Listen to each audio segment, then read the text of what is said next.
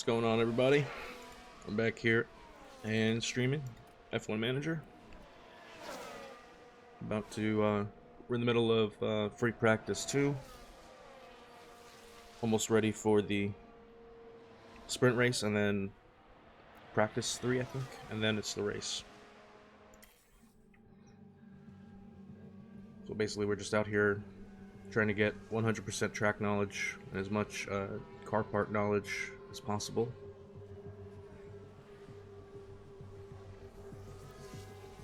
Basically just running them on a long 40-lap stint on the mediums.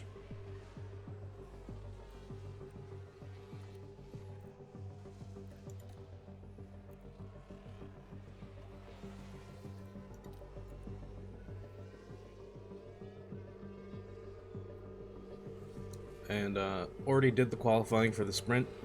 We have Sargent in P14 in the sprint race, and Albon starting P10 in the sprint.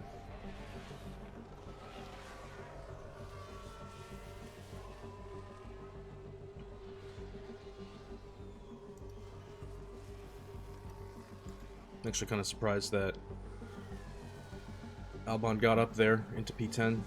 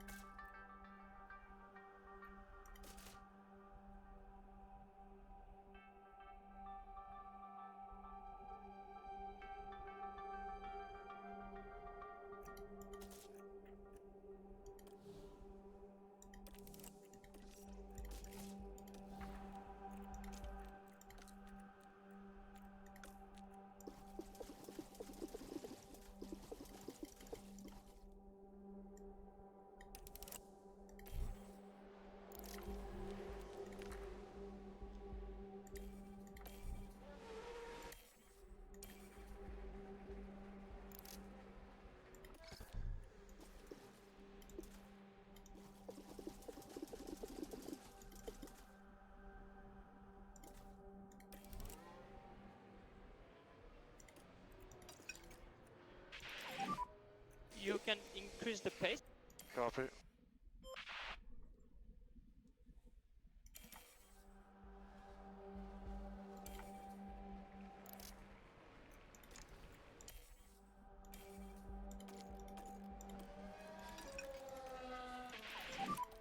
Can push through all corners. Okay.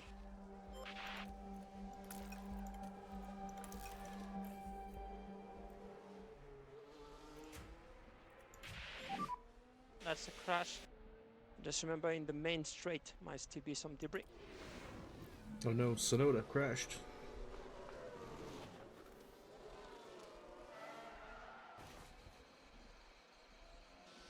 Up. Okay. It's not going the way the team...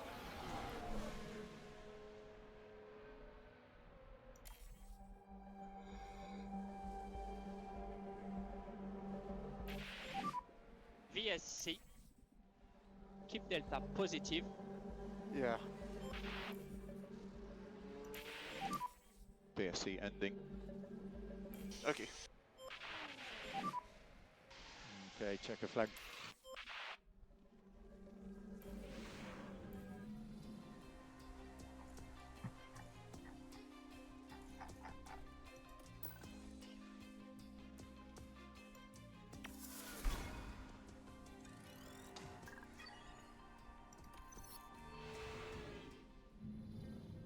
This weekend, it's something a little bit different, as the Grand Prix grid is decided by more racing in today's eagerly anticipated sprint.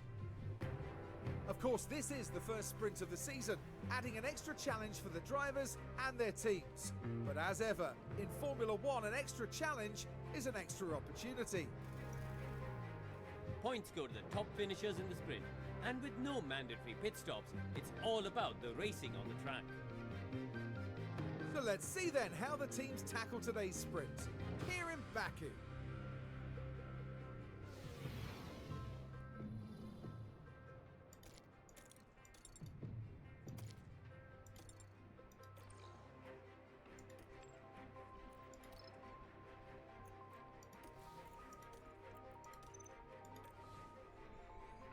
I think we just go with the mediums. It's only 17 laps.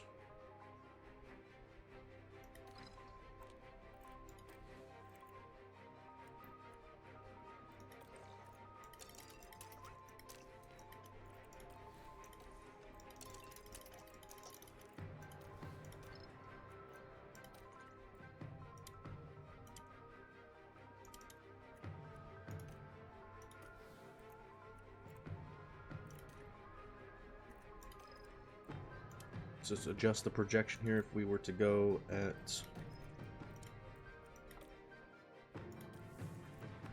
a more aggressive pace.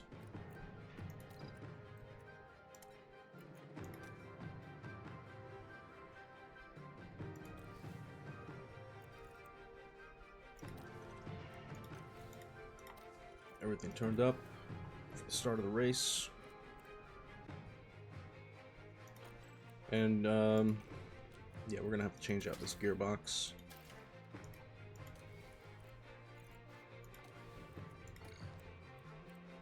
We'll leave 46% on this one until we see yellow.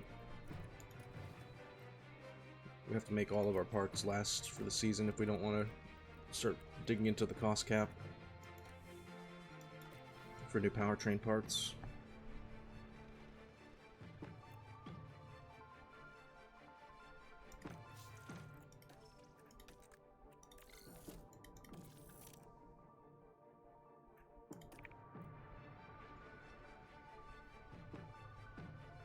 Alright, gonna save the game here and start up. Our sprint today sees the drivers take on 17 laps of the Baku city circuit. Expect to see plenty making the most of Baku's long, wide main straight. That's going to be their best chance to overtake and secure a strong result. A sprint victory and points up for grabs right here. Now's the time for the sprint here in Baku. And it's lights out and away we go.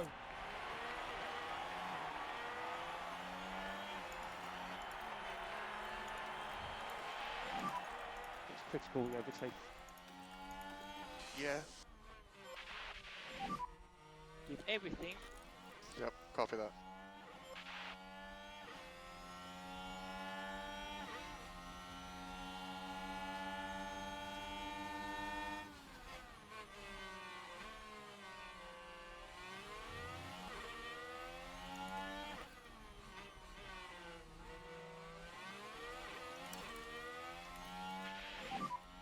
Okay, back off.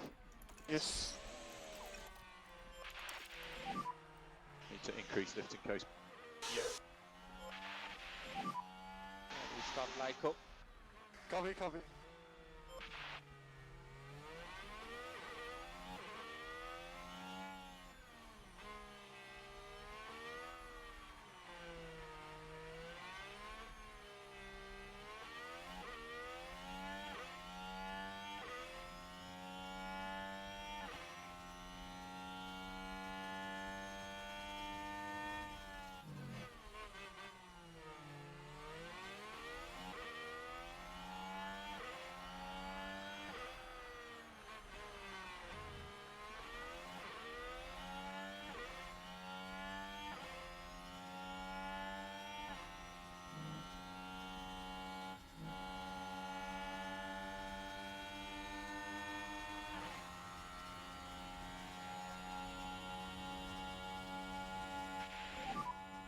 DRS enabled. Currently P8. Next car ahead is Russell. Next car back is Hamilton. Let's try and build this back up. Okay.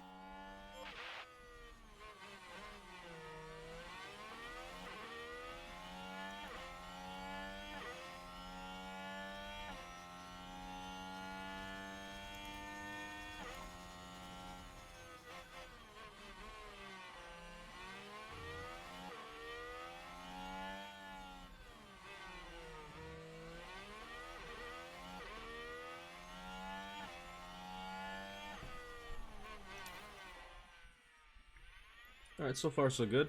Lap 2. Advanced to P8, which is in the points for a sprint race. That's good. Let's just see if we can maintain here.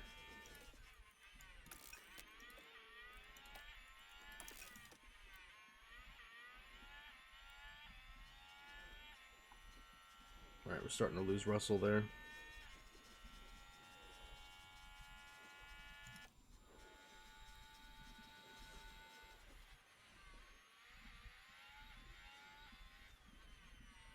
Hamilton on a hard tire?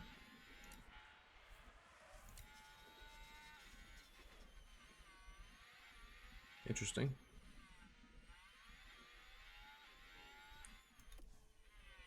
Although I could see why.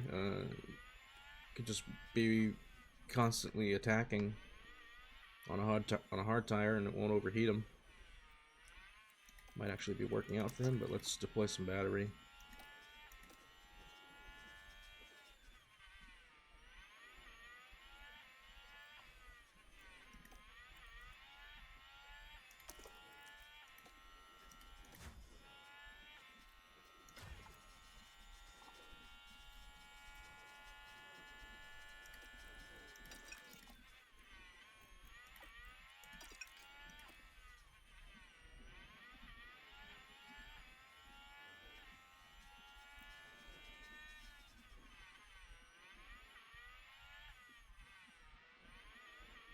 Get back down into P10, which is where we started.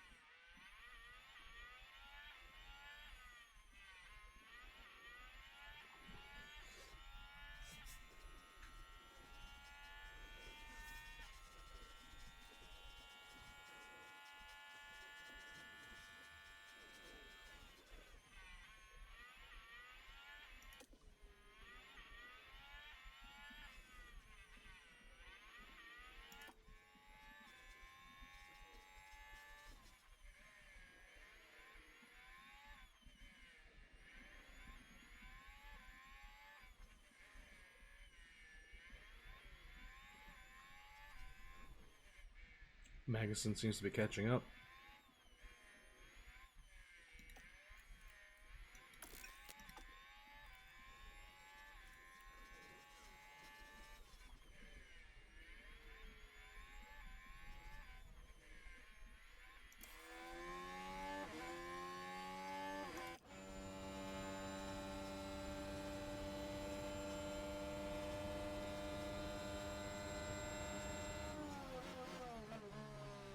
Perez around the outside of Leclerc.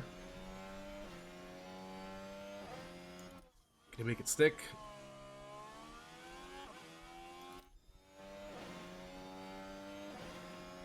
Oh, the Ferrari has DRS. So no. Takes it back.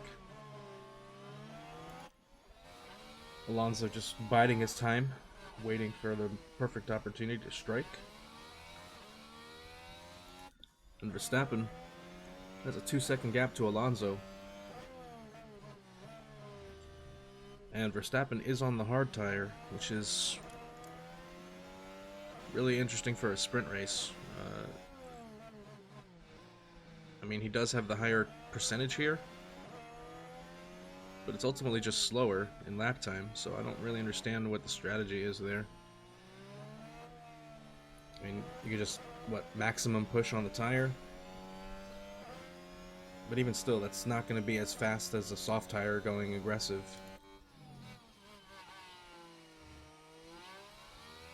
So, I don't know, I think that's a flawed strategy from the AI here in the sprint.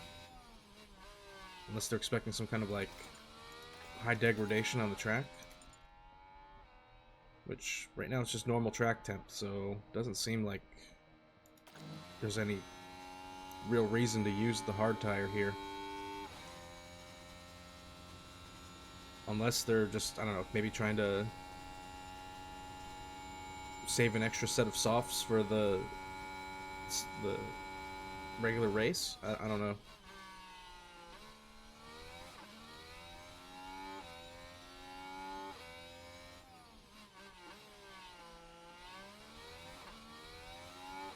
Like, is he doing a two-stop or a soft, medium, soft, or something like that? And that's why he had to use the hard tire here. I'm not quite sure what's going on. Verstappen, Sainz, Hamilton, I'm trying. and Norris, they all are on the Head hard down. tire.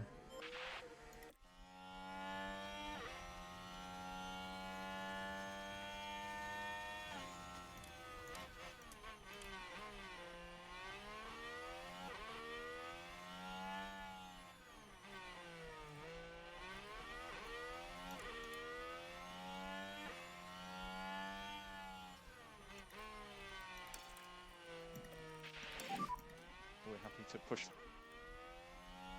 Coffee, yes.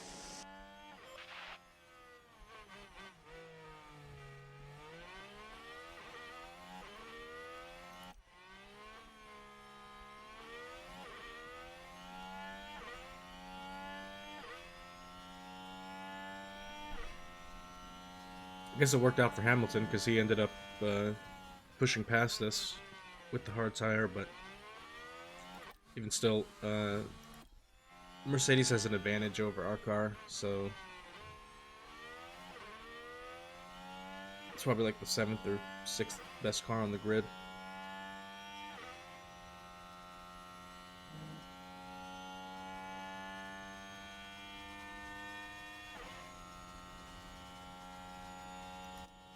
I think our main rival right now is pretty much Haas because they have points.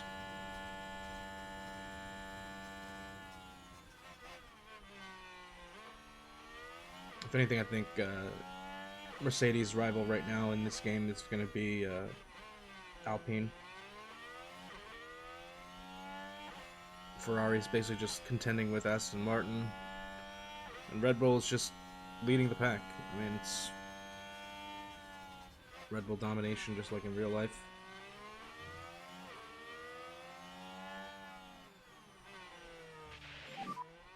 Yeah, it's just not possible. Let's keep pushing.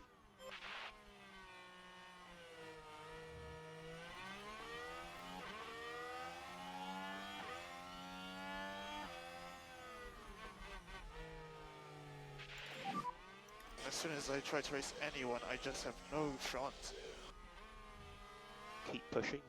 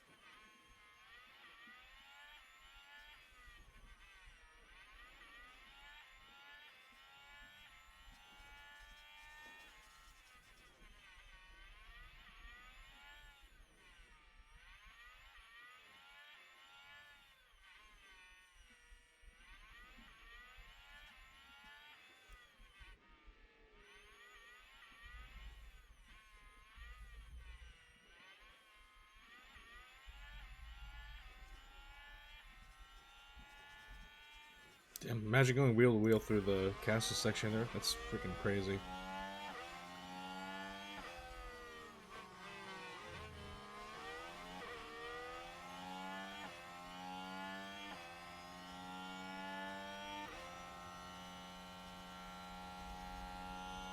It's like that uphill, quick left, quick right.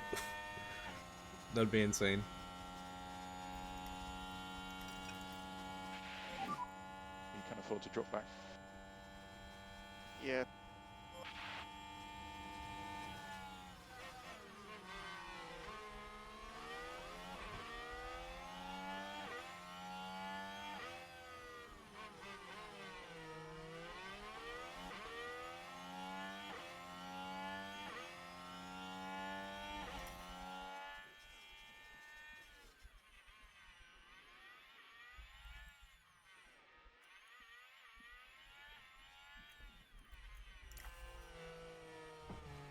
Yeah, we're at Baku.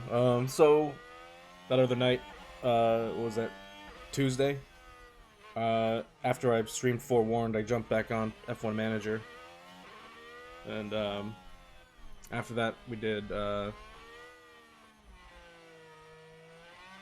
that race was.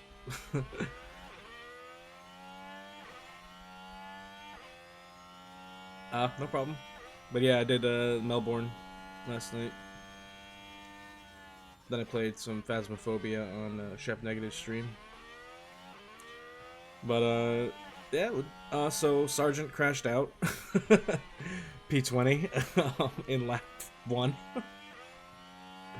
in Melbourne. That wasn't good. Did some major damage to the gearbox. Yeah, wasn't that good.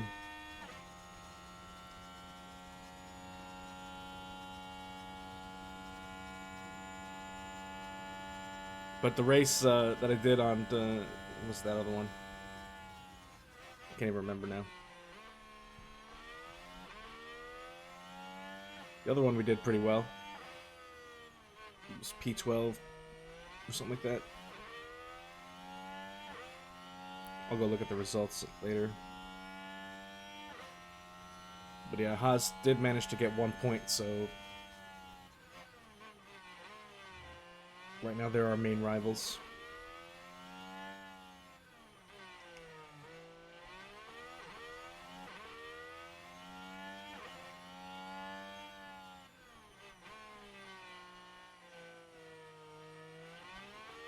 That's right, yeah, Jeddah. So yeah, that one was that one went pretty well. Both cars managed to finish the race at Jeddah.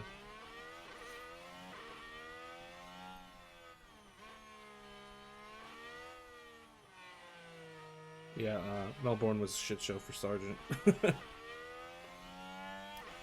was like turn 3, Sargent just locks up on a, like an unforced error. And then the lockup made him go into the wall and destroyed the gearbox. Got it down to like 30%, so right now that's our practice gearbox. Is on a new one. Manage these tires. Confirm. 98% here.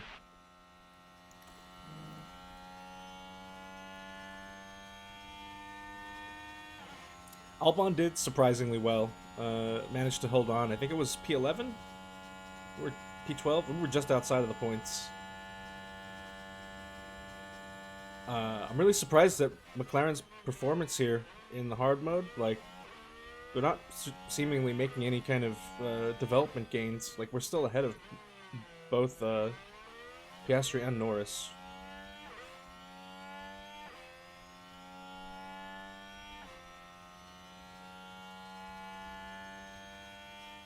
This is really weird too. For the sprint race, Hamilton, Norris, Verstappen, and Sainz, they all went on the hard tire. I'm just like, why are they doing that? But it worked out for Hamilton because he zoomed by us, but Mercedes' car is just better than ours overall, so kind of to be expected. But he did it on the hard tire, which was like insane. He must be like just constantly on aggressive or something without overheating it.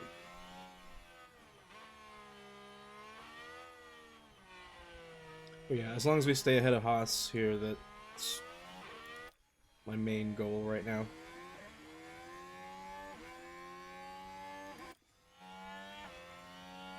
Uh-oh, Piastri and Sargent.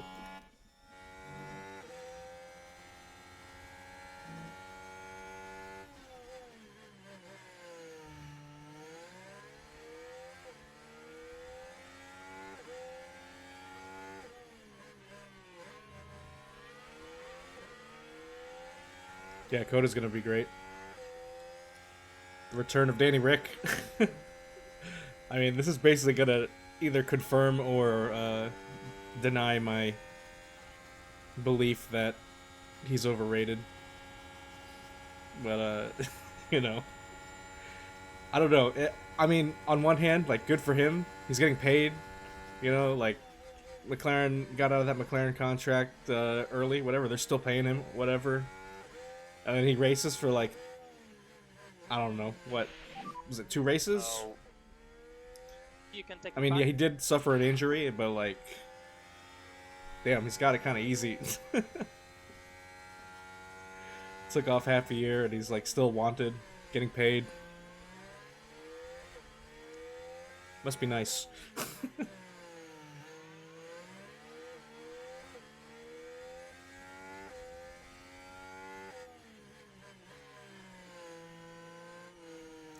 So see if he still has the skills to deliver here, or if his hand injury is going to be like something that's career shattering.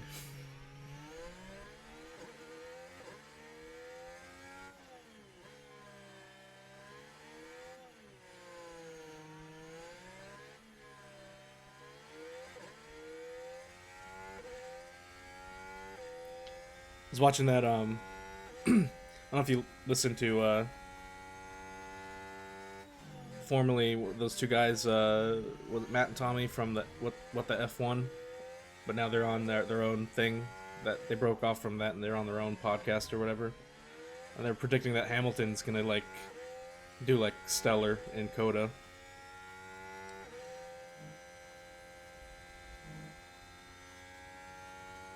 Going to a haunted house. Leave at 3 p.m. We're gonna have dinner. Oh, and the quality's at 5. Damn. Yeah, that's right. It's gonna be one of the actual races that's like in our time zone.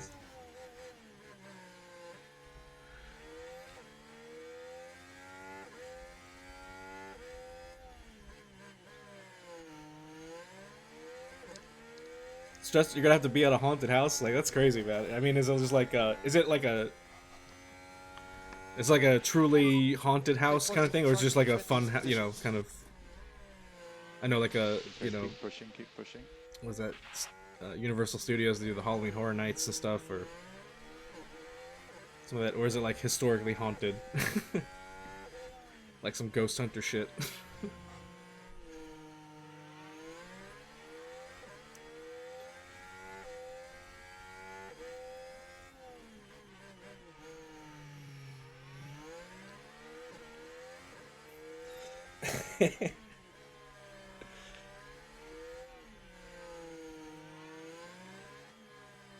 But yeah, they were saying Hamilton's gonna be like, they're predicting Hamilton to have like a stellar performance because Coda is like, I guess, one of his good tracks.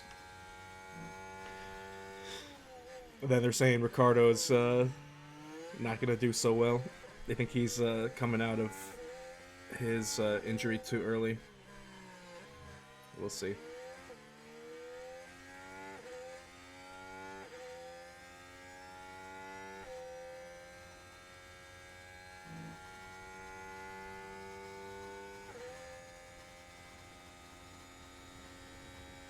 Honestly, I'm all for Oscar Piastri being the 3 laps to go. better Aussie in F1. I like to see a young talent come up.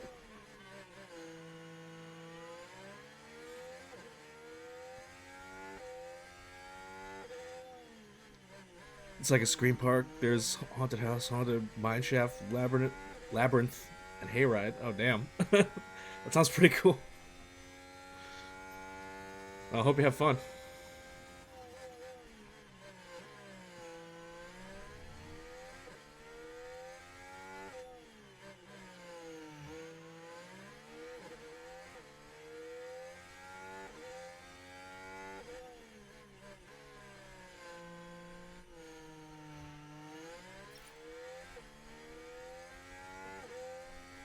No, Magnussen caught up.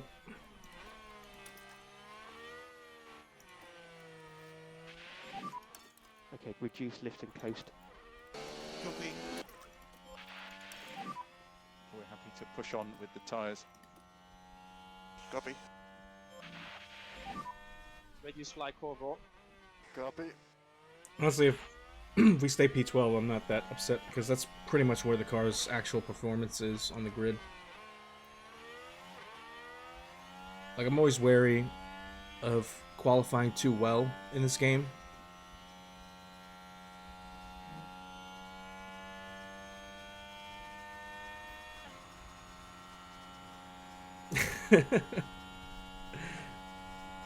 Hey Danny Rick, you feel conflicted? Want to see fumble? Did you also see Checo replaced? Yeah, it's true. How many laps do we have? 2 more laps. Checo was driving Got it. pretty desperate recently.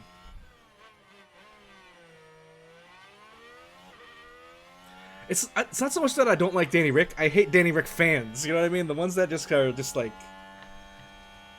for whatever reason, just I don't know. They just get to me for some reason. All the comments like defending him. It's like, dude, they pretty much handed him. Right? That should have been. I really feel that should have been Lando's win. But they gave it to Danny Rick.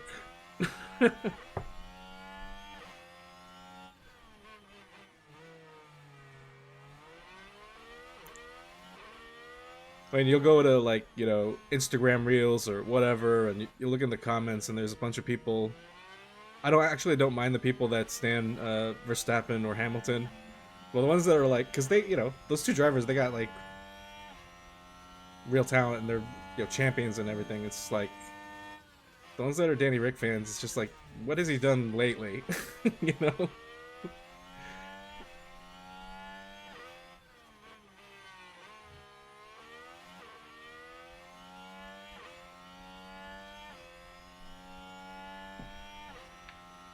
Yeah, maybe that's where it comes from. My Danny Rick, the bad taste that I have for Danny Rick was because that should have been Lando's win, man. That's the way I felt that. I forgot what track it was, but I feel like they just gave it to Rick because, like, oh, we need to throw him a bone because, you know, The last lap. we want to keep him happy. I don't know.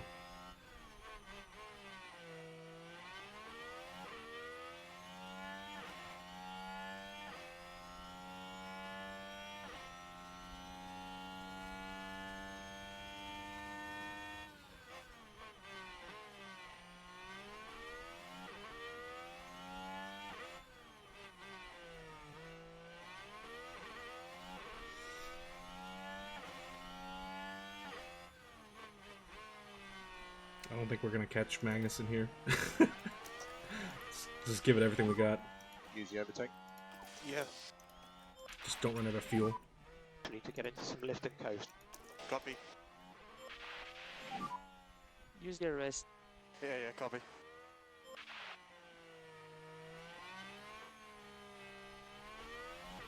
But you could say the same with Oscar and Lando in Qatar. Lando was second faster than Oscar, but let Oscar keep second. Same time, it was only second, not a race one. Yeah.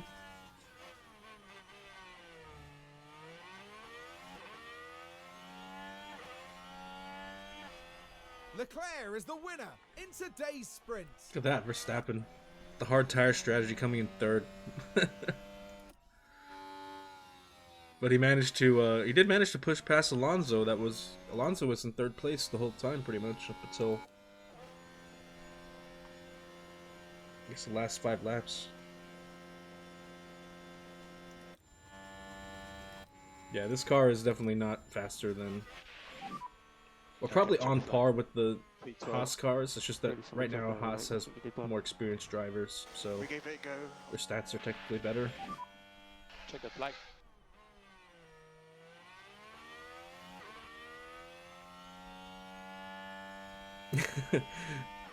You love Oscar though. You used to hate him when he was in F3 and F2, and now he's your favorite second driver. They're a really funny pair. I don't know if you've watched any of those F1 videos where they have them do like activities and stuff. The goggle games, that was pretty hilarious. Like I'm pretty sure like Lando like kicked that soccer ball like right at him.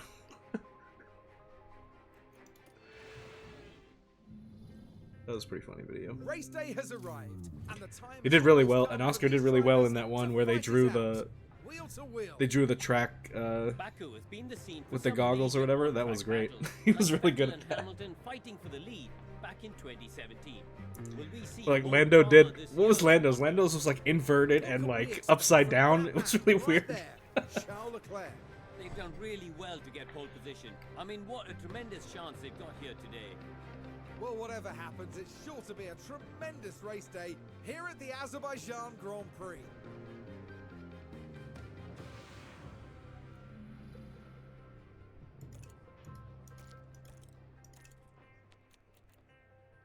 Okay, so we just need to have one car better than 15th to meet our sponsorship obligation. Historic safety car chance 100%. Okay.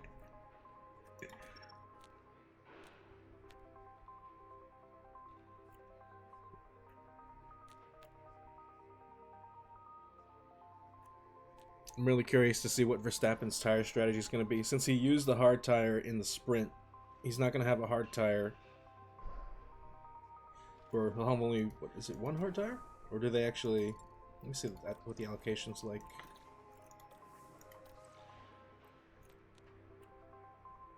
So if he used a hard tire in practice, then he used the hard tire in the sprint here, and then that means either he has it, I don't know if he used his hard, I don't know if Verstappen used his hard tire in the practice session. Because he used the hard tire in the sprint, so that means he only has medium and softs.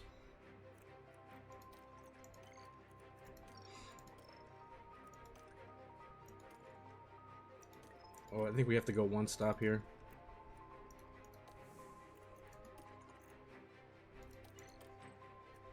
Put Logan on the mediums. But I really want to try the the strategy where you use the avoid high-risk curbs. Let's see if that actually works out. Because from what I saw last race at Melbourne, when you use the avoid high-risk curbs, you can actually stay in aggressive mode and it won't overheat the tires. Like counteracts the increase in tire temp, which is pretty nice.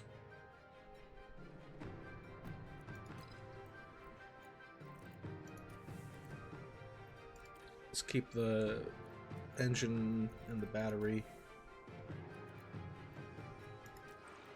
Overfuel by maybe, you know what? I don't think we need to overfuel. We'll keep it. Try to run high pace, get a little bit underfueled, and then just build it back up.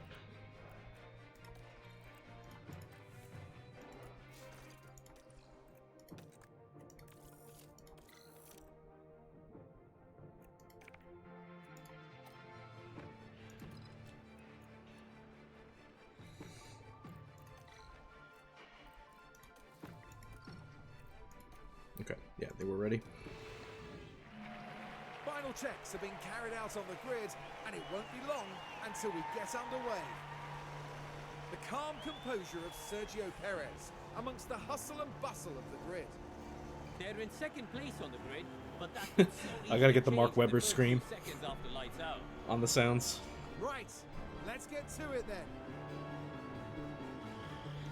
When Webber screamed when Hamilton locked up here. Here we go. With the Azerbaijan Grand Prix. And it's lights out, and away we go.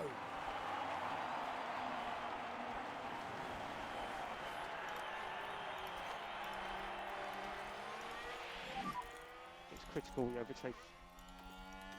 Okay, copy. So now what do we have to do? Yeah, copy that.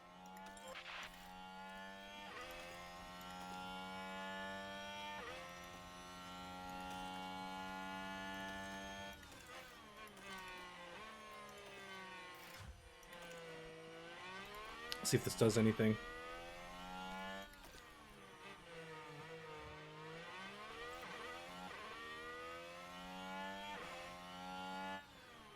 Okay. One Haas got ahead.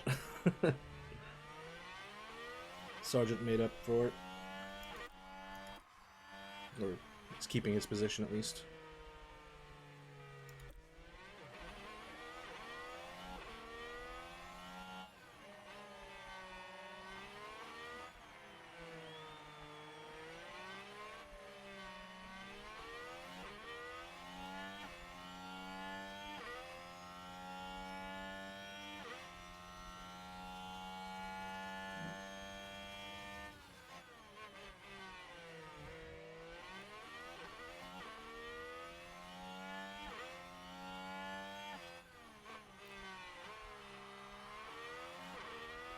So what what I've read was that if you use this avoid high risk curbs options, we are going to lose some places because we're simply not driving the fastest line. However, we are saving on the tire degradation.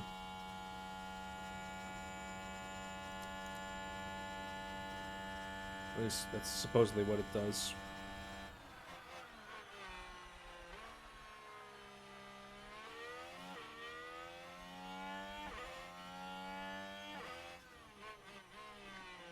Right, yeah, so we may lose, you know, a couple places here and there, but once the people ahead have their tires degraded,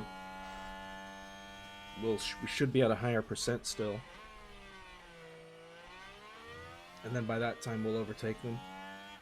I think that it'll work especially well here because, you know, this track has a potential strategy for a 2-stop, but if you keep it in the 1-stop,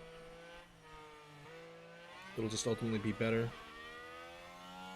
And the longer we could ride these soft tires out, the fresher our hard tire will be, you know, come the second stint.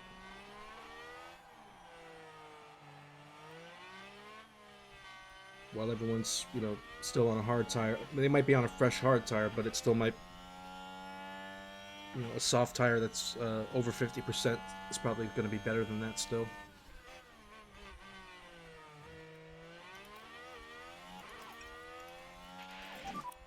Okay, you want to increase lift and coast. So we're pretty much out of battery Yeah, here. we- Let's go back to top-up mode. To recharge the pack. Understood.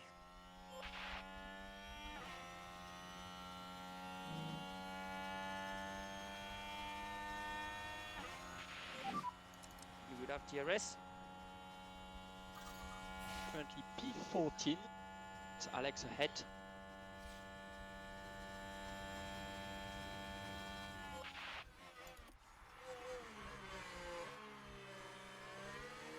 Oh yeah, in this race we do have 3 new parts on the car. New suspension, new underfloor, and a new rear wing.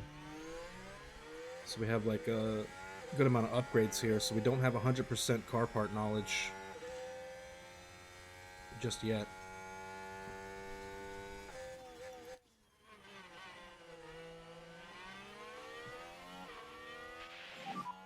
Yeah, it's a joke. Anyway. Keep pushing. I mean, that's it's Lando Norris, man. It's gonna happen. It's to be expected.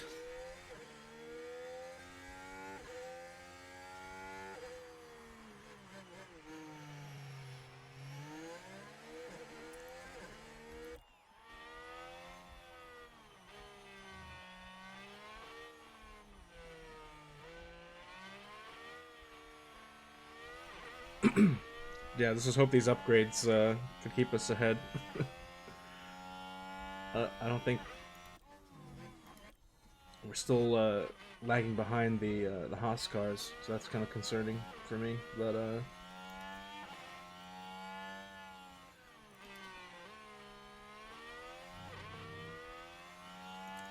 what's our tires at? 94. Let's bring the tire temps down a bit. Okay, back off. Copy. Priority manage Actually, tires now. no. Follow Logan up. can stay on high pace. Focus and push. Yeah, or higher confirm. pace because he's on the mediums, so that has kind of a more tolerance for heat. Alright, if we look at the rear tires here, they're hot, but they're not overheating.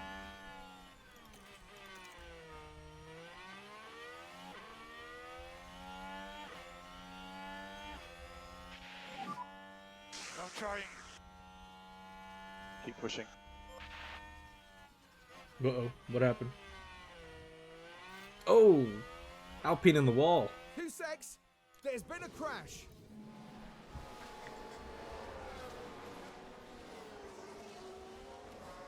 Oh, man. Side by side.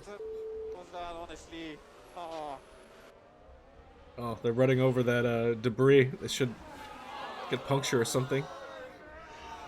They should really, I don't think they have punctures for running over debris in the game yet.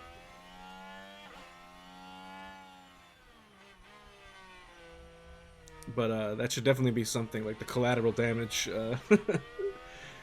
should definitely be a factor in this game.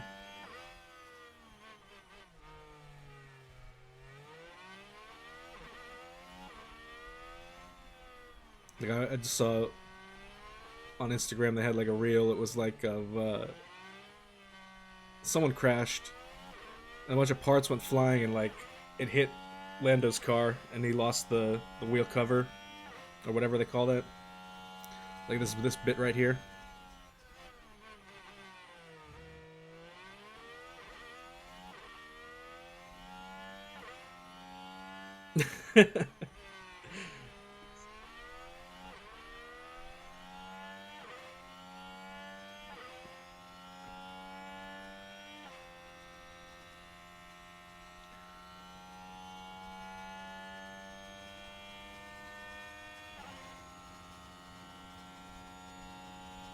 Yeah, I definitely say that season I was pretty happy with how it worked out as well.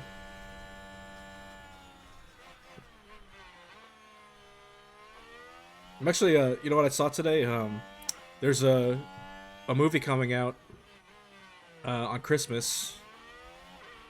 I don't know if you saw any trailers for it, but it's the Enzo Ferrari movie, and it's starring Adam Driver. I'm actually really interested to see that.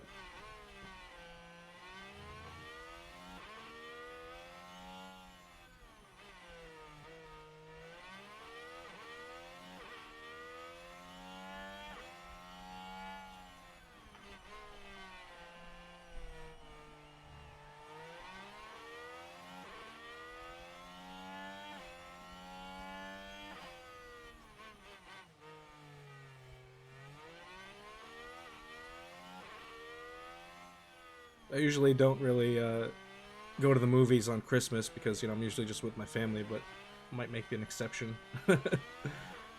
after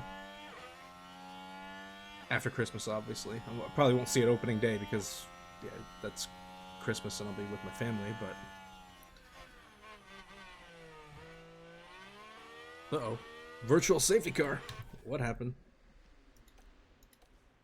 Who was it this time?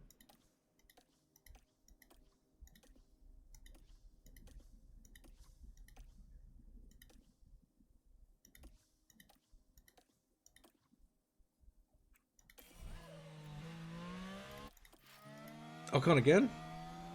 Now I'm just looking. Oh my here, god. possibly Ocon's Oh part of no. that.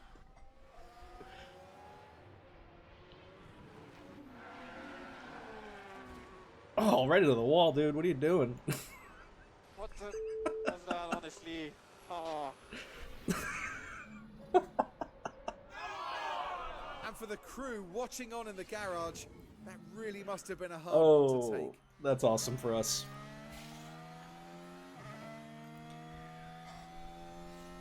One less Alpine in the top 10. VSC. Keep Delta positive. Copy. Okay, so...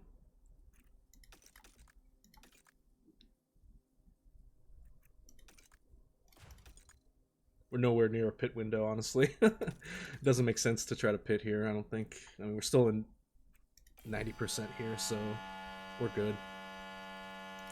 However, we can harvest up the battery. Let's try to build this back It'll up. definitely help our Yeah, situation. Need some recharge. Copy.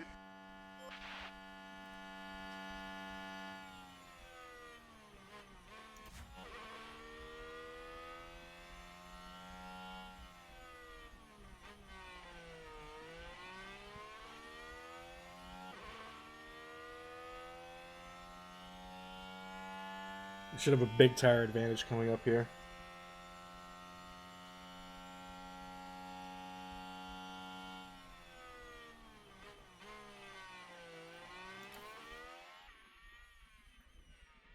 So yeah, I think that's the effect of the confidence system. You know, he hit the wall the first time, went to the pits, lost all those places in the pit lane. You know, his confidence was probably shot, and then he tries to catch back up, going aggressive. With low confidence, he just, you know, made a mistake and hit the wall.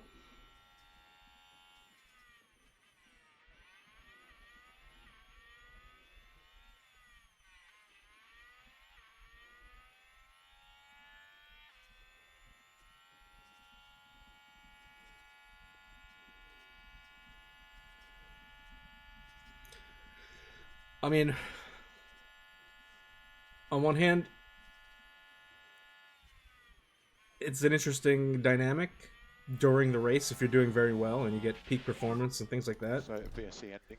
However, most of the time, I mean, I've tried the, you know, in this game, with F1 Manager 23, I've played only Williams as far as career mode goes. I've played the other teams in the scenario modes.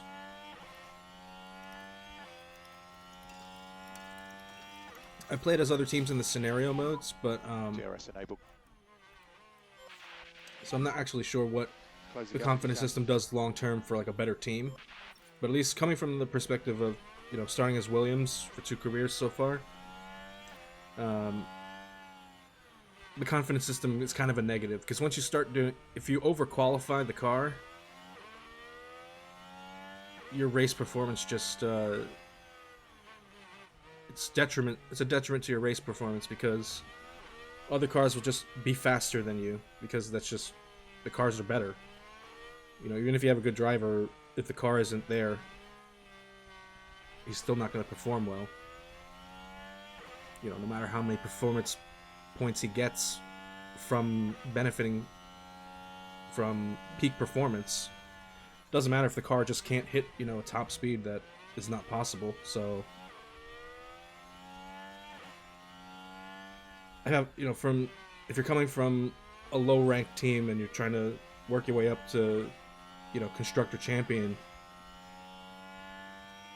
the confidence system definitely needs a little bit of tweaking.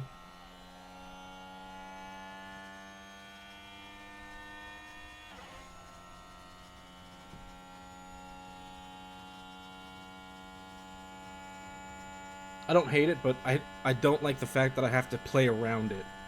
You know what I mean? I have to play around it, and it just kind of takes the realism out of the simulation.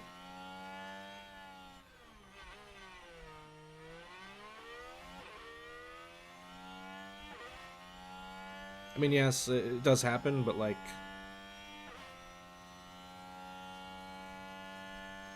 I don't know. It just shouldn't, like that right there, going into the wall once shouldn't destroy your confidence so much that like you make another huge mistake like that.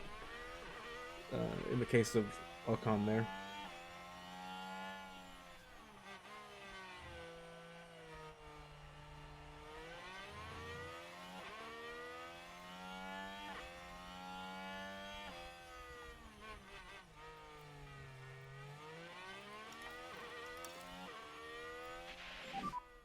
Okay, happy to manage tyre short term. They're overfueled now, Copy. so we can probably We think you increase can there. reduce lift and coast. Yep.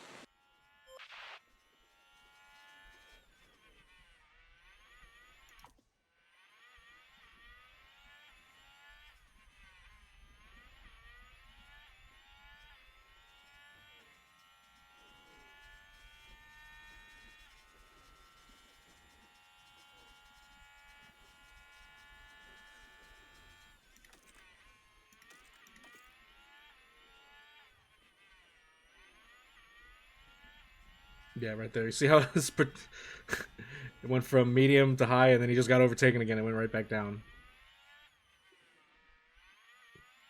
Just because he was in another DRS zone.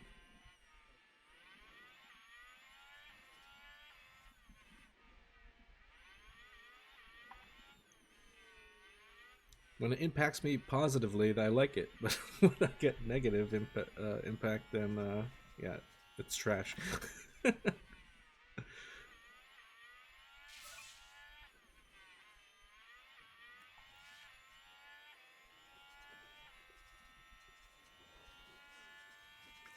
But yeah, I don't like the fact that if your car qualifies very well,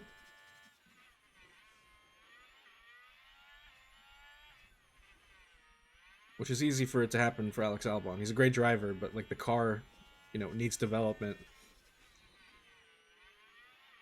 So yeah, Alex can get into Q3, but during the long run over the course of a race, the car right now just isn't there.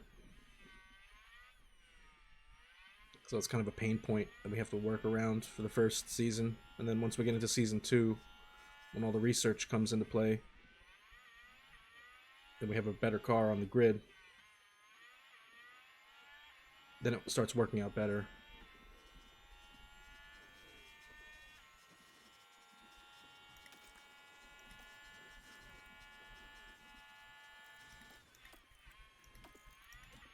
I suppose I probably could make them defend or take their defense option off here.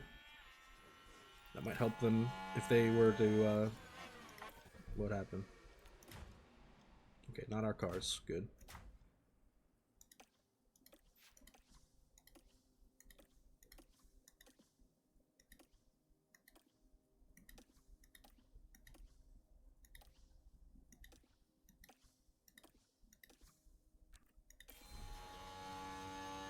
And it seems like Hulkenberg's had a bit of trouble. Uh-oh. Two Haas's come together? Yes! Oh! Sandwiched him into the wall. Not good. And look at the team there. They all knew what that moment meant. Oh, that might be points for us if they both pit early. 32% on his medium tire? That's not good.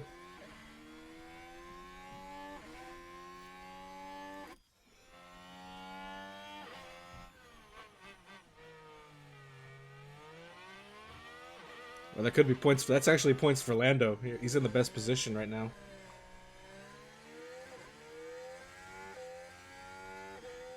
Penalty? No penalty. Okay. Alright, that might have been a little too hopeful, but it's just an incident.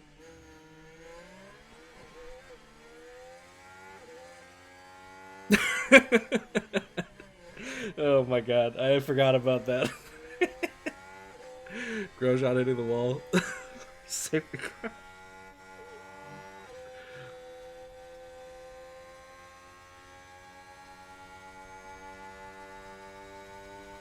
Yeah, that's crazy.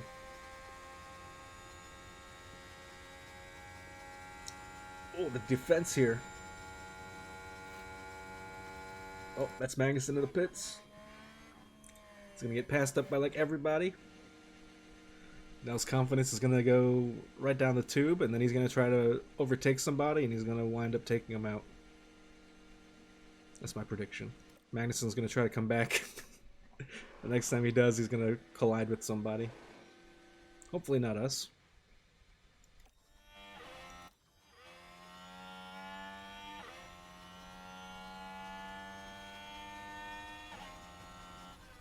Oh no, I didn't. I did see the Red Bull livery, but I didn't see the Williams one yet.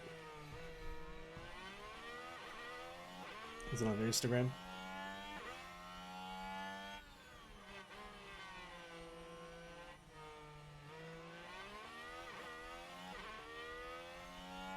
What? They got the NFTs on the back. Doge.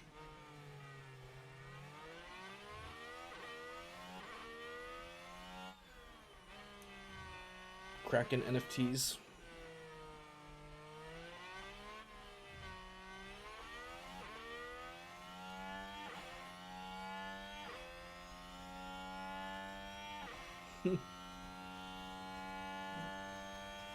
Oh, but yeah, but that's pretty cool. The American flag. Nice. Goes really well with Sergeant's helmet.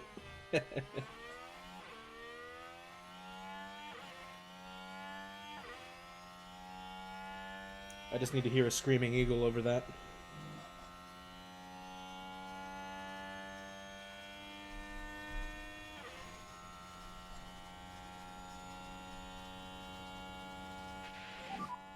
The window is open. Yes, copy.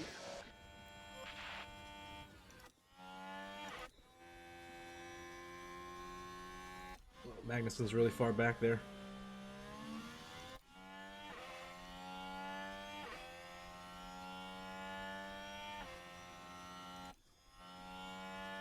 Yeah, it's pretty cool.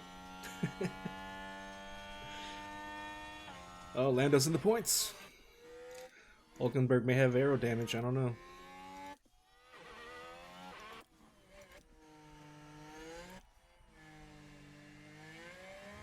Look at that. Lando just running away here.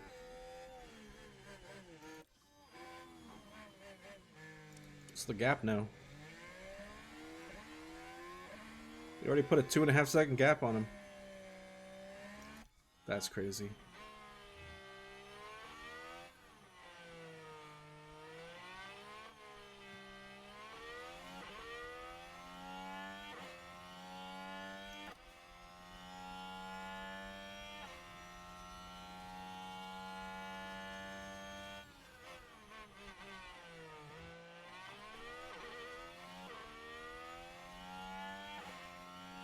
I didn't actually see the Haas livery. Did they even have one?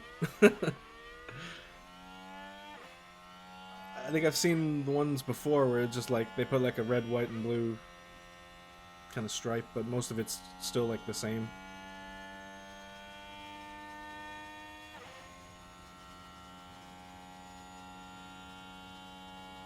Honestly, it's too close to the Russian colors too. You know, when they had the your Crowley or whatever.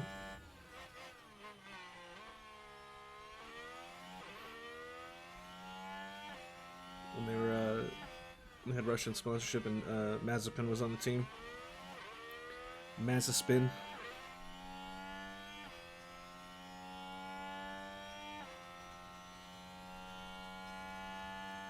Yeah, for the quote-unquote American team. It's not much of a livery.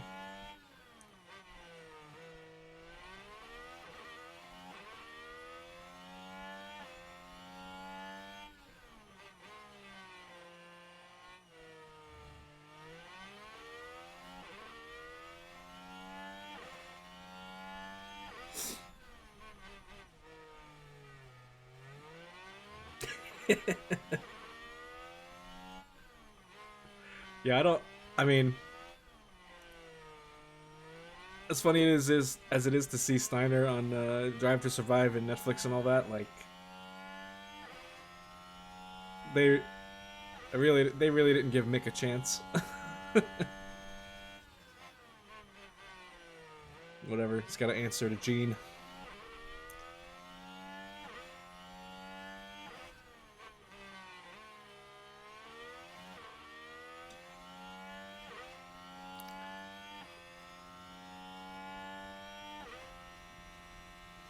I guess, yeah, that's probably what the decision was. Is like, you know, we really don't have time to waste trying to bring up young talent.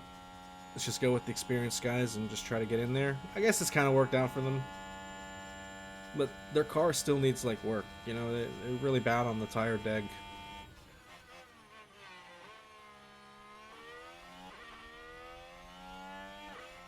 Yeah, and I think that's why I think they get so much or that's why Andretti is getting so much pushback, because it's like they don't want another Haas, right? They don't want another team that's just there for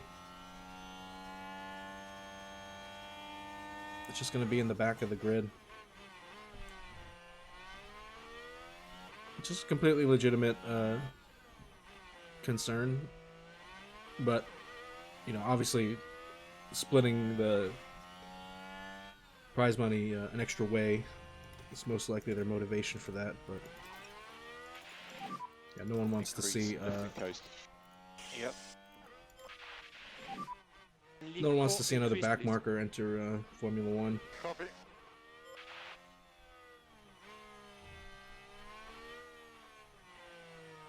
Oh, for sure, yeah. Andretti's got the history, and they got the facilities and everything, and, or at least that's what they're building right now, right? Or it's being built. That was last year, maybe. I forget. But, alright, we finally passed up the Haas here. We are in the pit window, but I think I'm going to ignore that because we're still at 70% on the tire.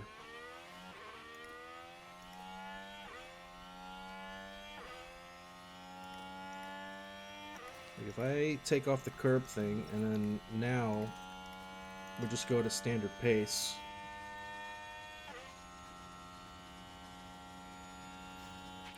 Can we close the gap to Lando? Back.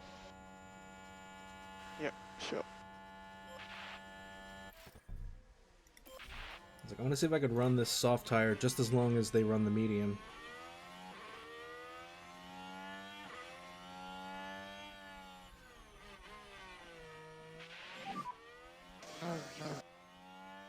Keep pushing, keep pushing.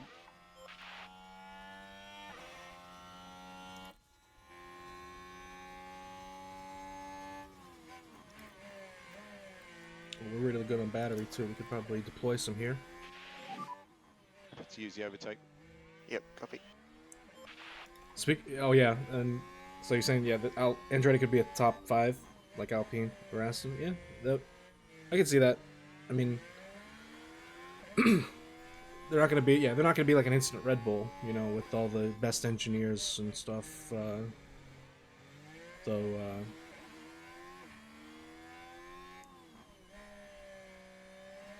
Yeah, it's not like they're starting from scratch. You know, they have many years of experience in motorsports, so.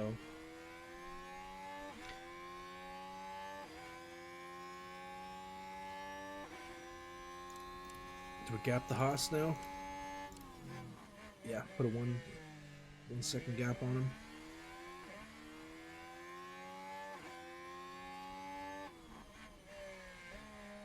Without DRS, I don't think there's any way he can catch up to us.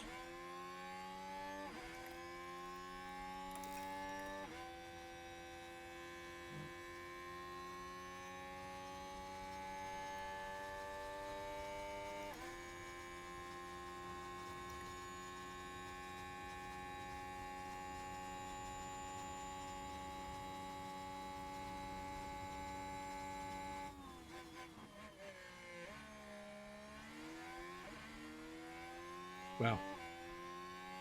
Almost have a 2 second gap now. Not bad.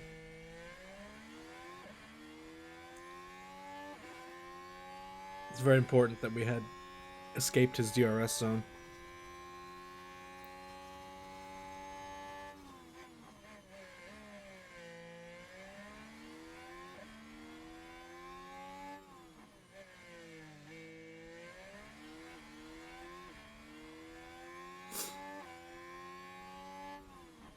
Looking at their other series, Indy is their most serious team and have won championships, but the past 2 or 3 years they've really fallen off from where they used to be. And they're good or average in other series. Okay.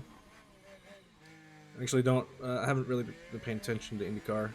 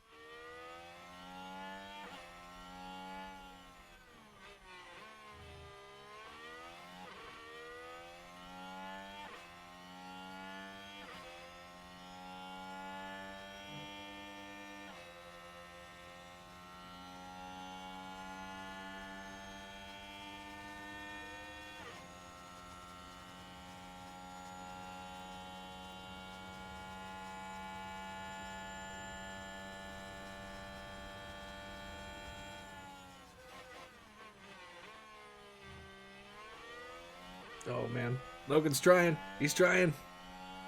Just holding on to that 15, man. I'm trying, man. I know. I just said you were. Keep pushing.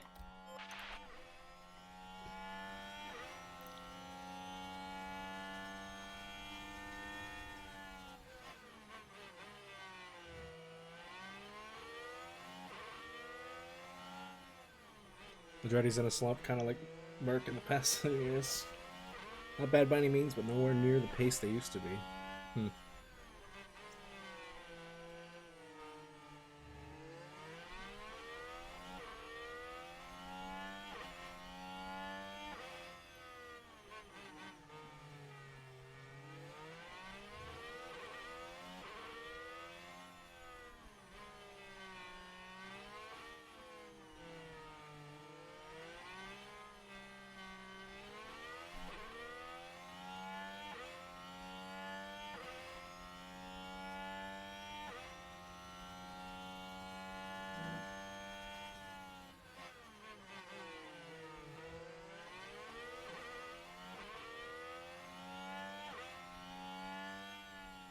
No, I think it would just be cool to have another team on the grid. You know, so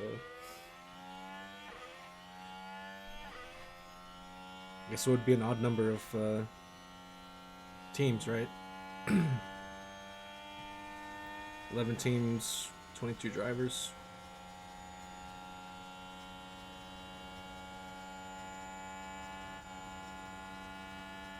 Come on, Logan.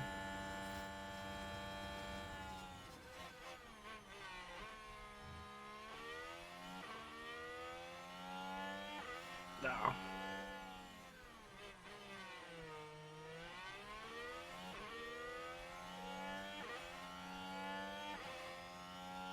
It's a soft tire advantage.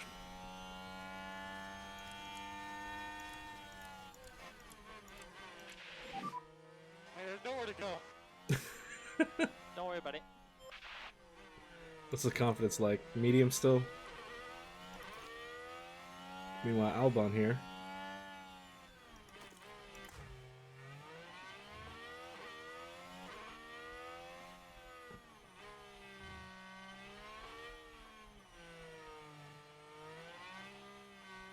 How far is Albon away from Norris? 4 seconds? 5-second gap?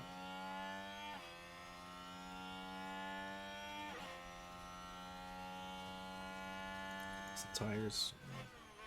Not much of a tire advantage on Lando. I mean, aside from the compound difference. Percentage-wise, it's about the same.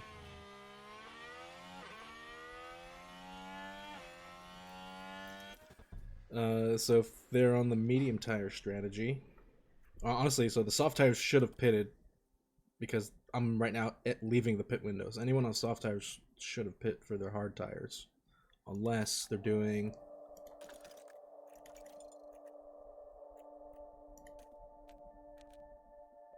No, yeah, even if they're on mediums,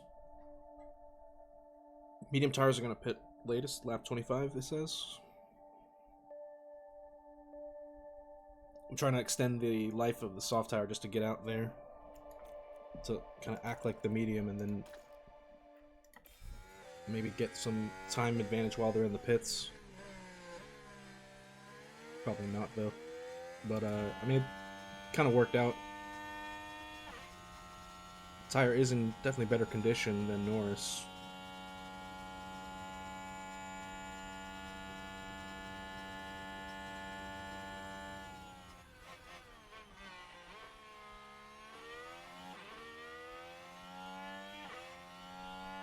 So we run these standard pace, maybe increase the fuel mode,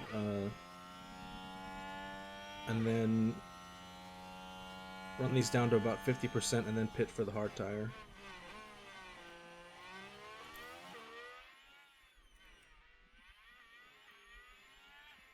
I guess it's who's gonna blink first. You know, we got Alonso down to 38% here.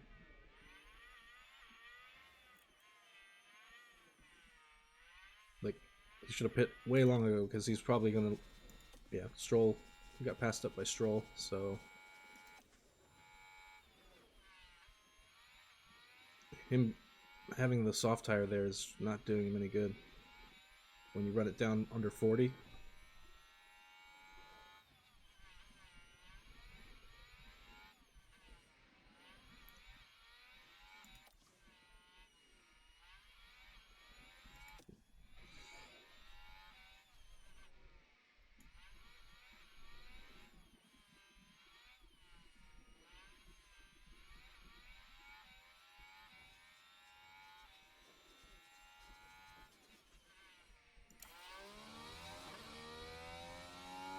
He's got to be pitting by now. 35%. And now he's getting overtaken by Hamilton. Ditch those soft tires, man.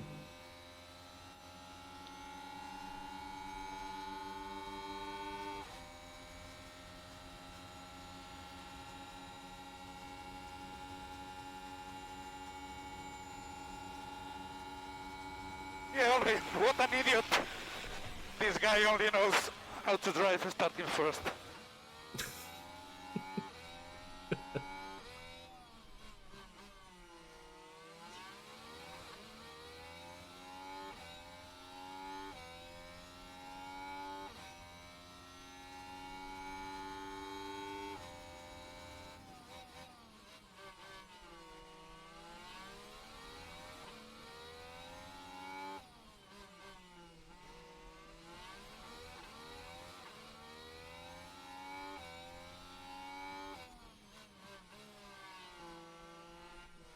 What's he doing on these 33% soft tires? Let him go, man. Okay, now it's telling us this is the optimal pit stop for the mediums. So okay, yeah, looks like everyone's starting to pit. The Vries just jumped in.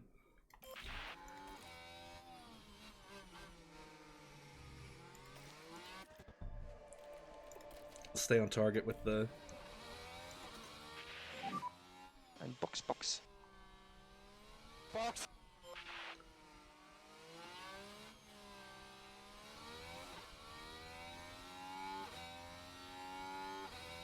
You know what? Actually, let's delay that next lap. Box. Yeah, copy box. And we'll run aggressive. Okay, we happy to push. Copy. We gotta... come on, we gotta catch up to this Alfa Romeo here. 38% on a medium.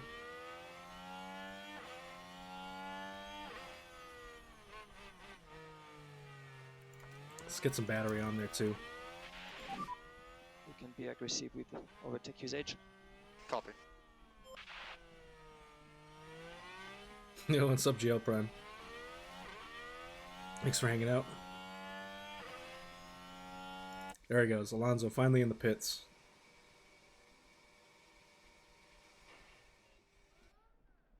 Going for a medium. Uh-oh. Uh-oh.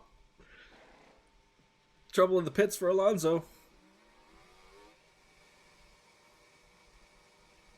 Over to you, Karun. In came Fernando Alonso.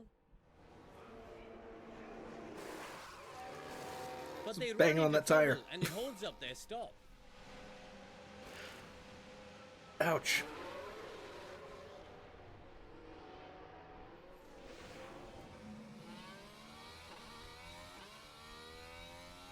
Damn.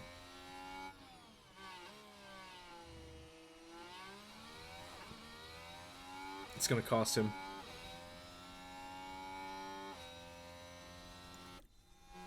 Now he's got to contend with Gasly behind.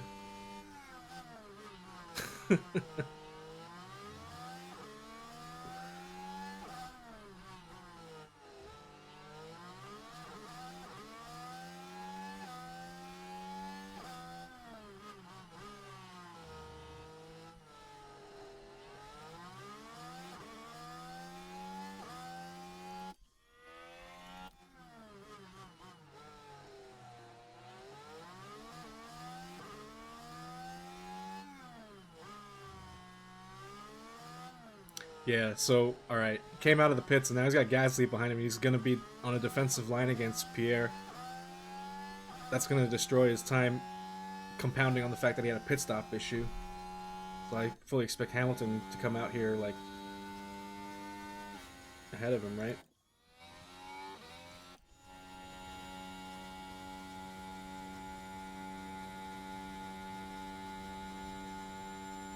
Is Hamilton going to leave his soft tire?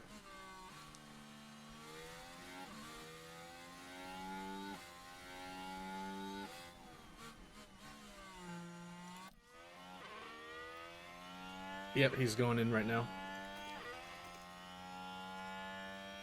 Right. Should we keep him out? Probably could keep him out. He's 60%, he's 59% on his mediums. We do we make these last and go from medium to soft. That's pretty much what, well, Alonso was on soft and he went medium. If we're on mediums, maybe we can make them last even longer.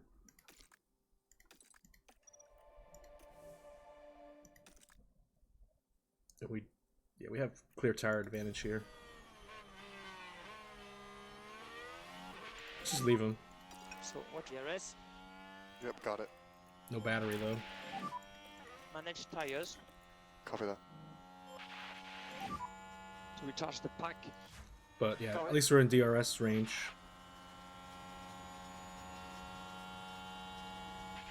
Ugh. Bottas just pitted. Oh, there he goes.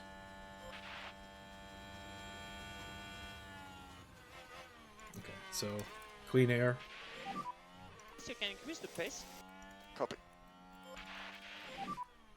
We look at reducing the lift and co. Copy.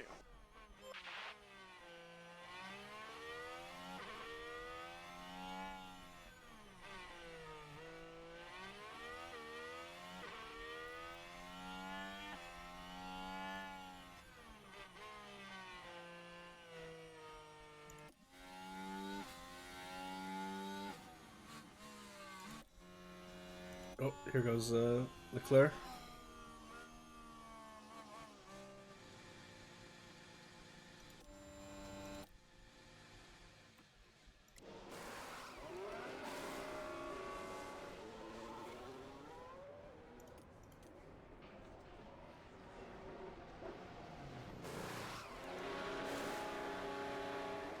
Alright, good pit stop for the Red Bull. Hamilton's still out here on his soft tire.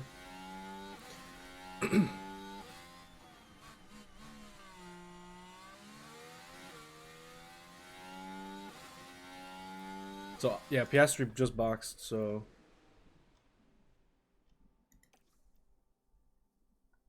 let's see.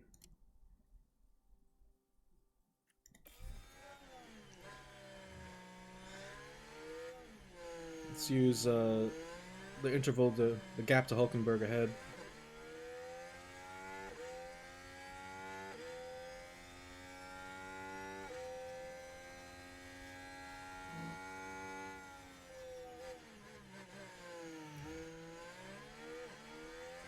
He is reducing it, maybe? I don't know.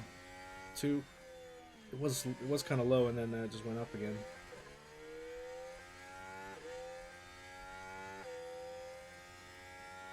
Let's take him off harvest or a top up.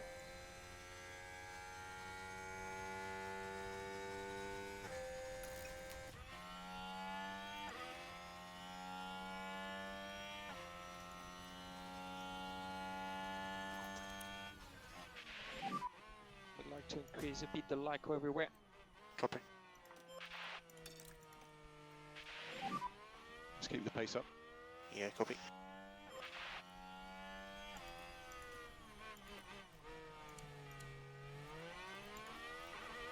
Bro, Hamilton's still on these 32% soft tire. He's got to be going in now.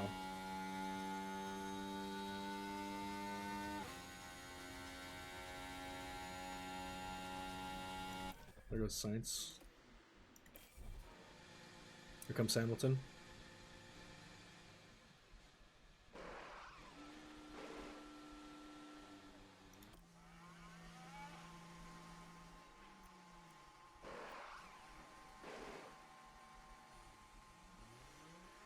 No issues there.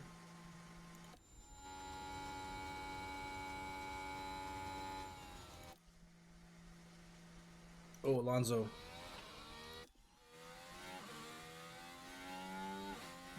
Hamilton's got the tire advantage.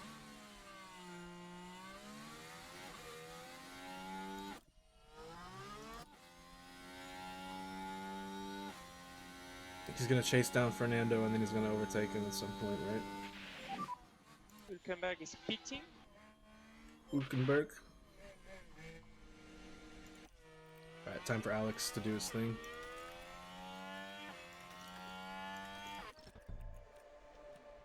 Go to the medium. No hard tire here. Right, box. Okay, box. Lap times? Yeah, sorry.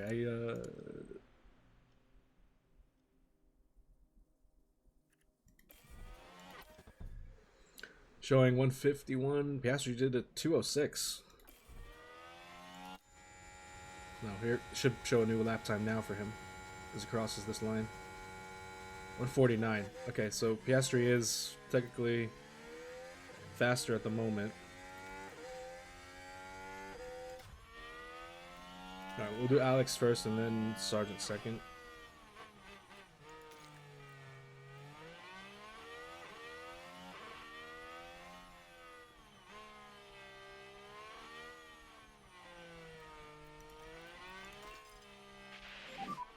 Go push. Yes, okay.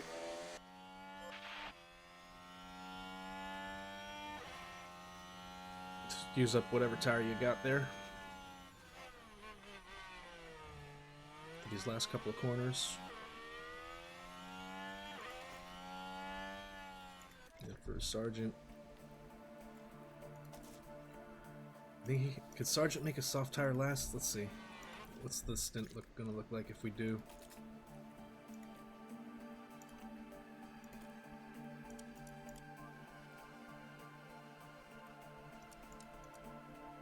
Okay, alright. Could end it on a soft tire. Let's say he burns it down on orange pace, even though we're... Yeah, I think that's what we'll do.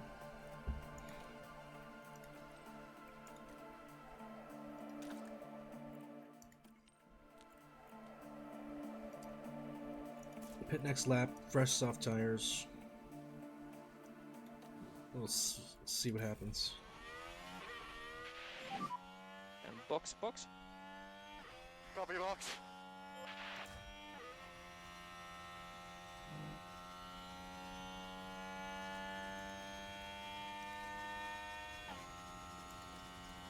Going to build up battery for Albon. Let's get the pack under control. Yeah. Box. Yeah, Roger.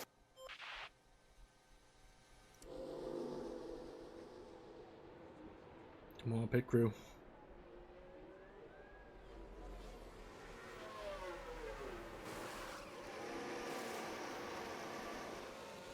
$2.8. Okay, I'll take it. Don't watch the white line.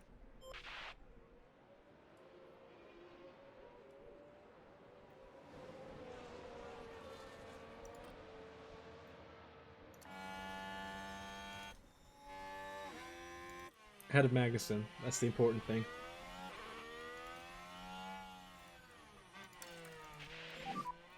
Okay, back off. Yes, copy.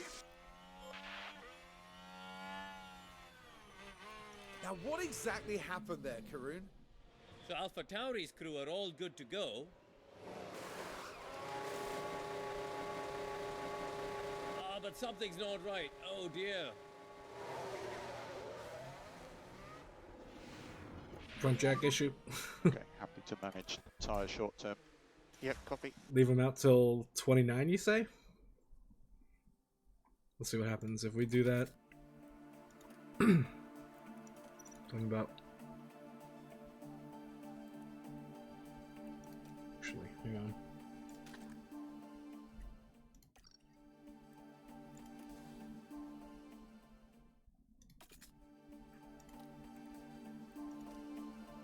Oh, it won't let me... Alright, here it is. Delete.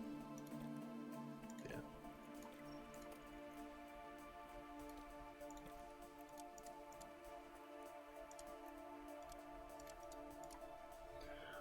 29 has it.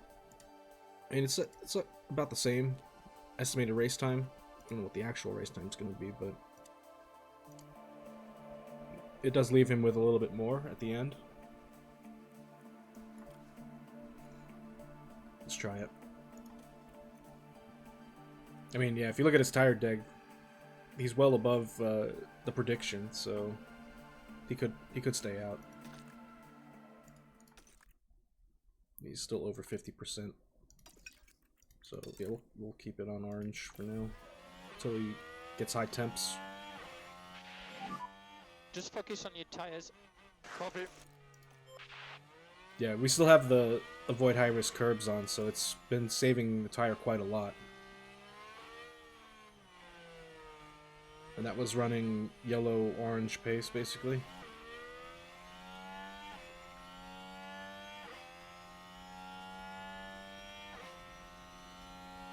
Yeah, having the extra pace on the soft tire when everyone's on either a hard or a medium compound could be an advantage. We'll see where he ends up, though.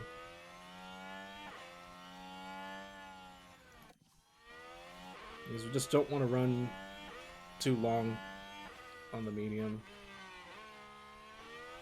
But yeah, we should be able to make up for it. So what's Lando going to?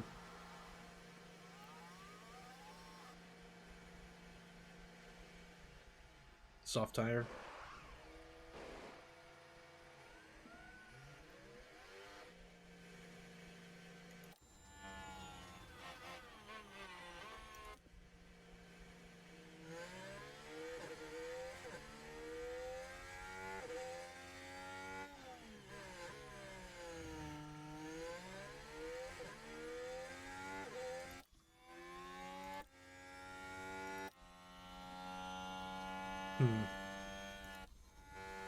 Yeah, Lando's definitely going to be in the points, I think.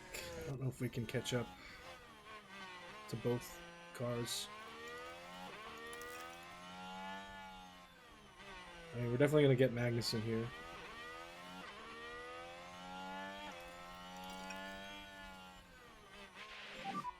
You can afford to drop back. Yep. I think we can reduce lift and coast. Actually, let's Yes. do the avoid high-risk curbs and keep it aggressive.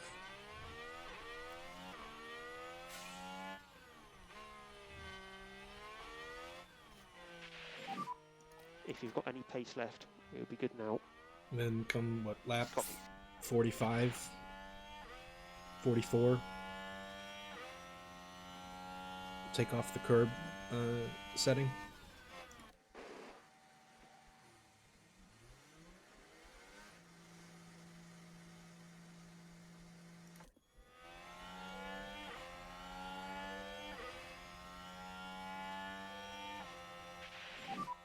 Don't worry, don't worry.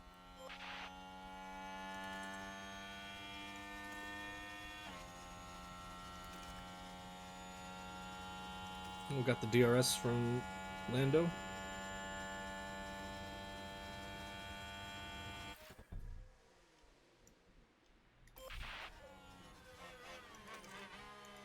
Pit him now, right? Optimal pit stop lap. Just hit 49%, Box, so box. yeah, tire should start falling off. Copy, box.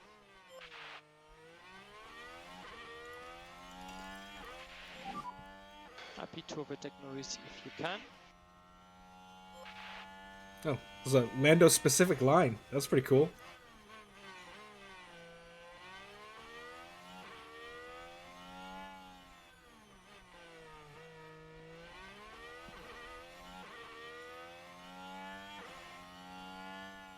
Uh-oh. Alfa Romeo. So Joe pulled in okay there. But we see the issue occur here. Oh, the jack.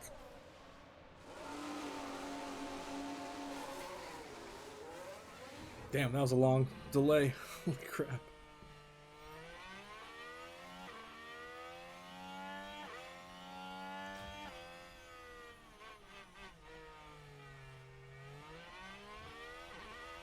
No, Lando's just running away here.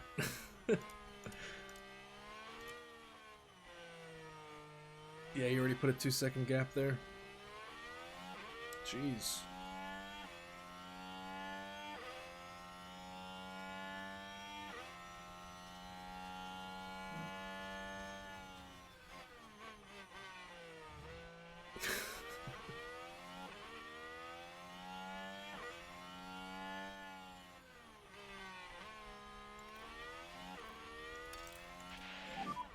Now is to manage the tires.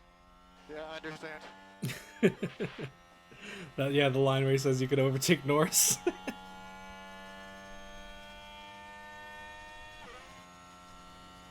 If you can. Pit entry. Understood. Increase, lift and coast. Yeah, copy. As soon as I try to race anyone, I just have no front. Let's crack on. Crack on and use that battery.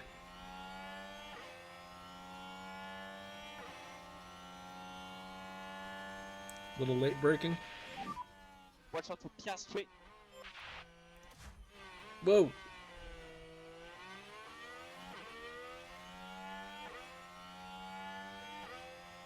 Oscar around the outside.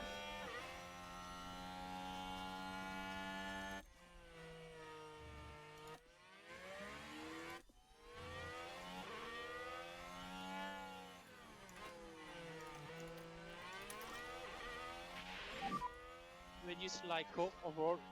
Copy. We have the compound and tire wear advantage. I don't know if we have the confidence advantage though.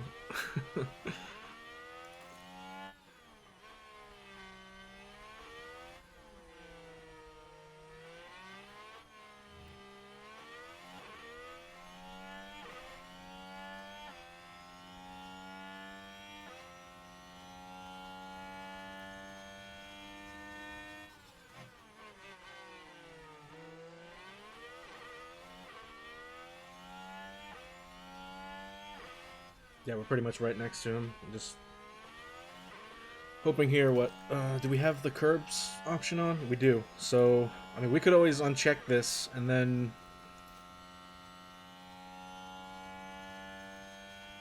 maybe overtake him. I just want to have a larger difference here. I'm worried about Magnussen too. What's going on here? Uh-oh! Pit stop issue! Late release. Yeah.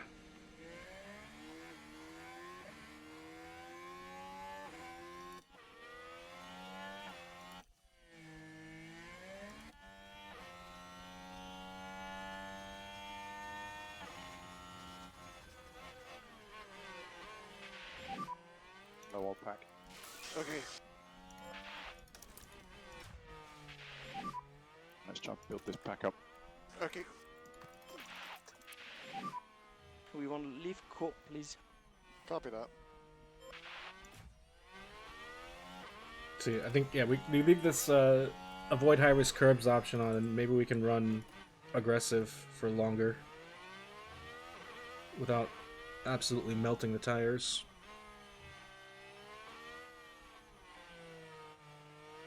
As long as we stay ahead of the Haas.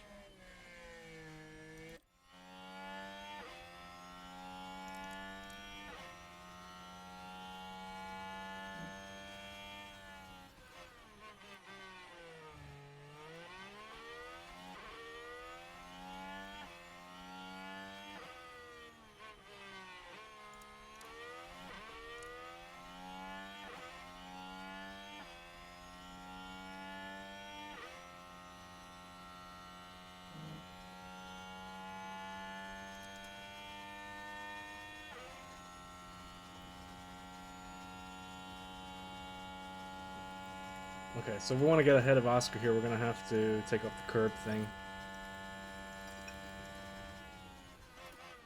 Yeah, I don't want to melt the tires right away. I'm happy to lean more on the tires. Copy. I don't know if he has battery enough either. And use overtake exit turn 3, please. Copy.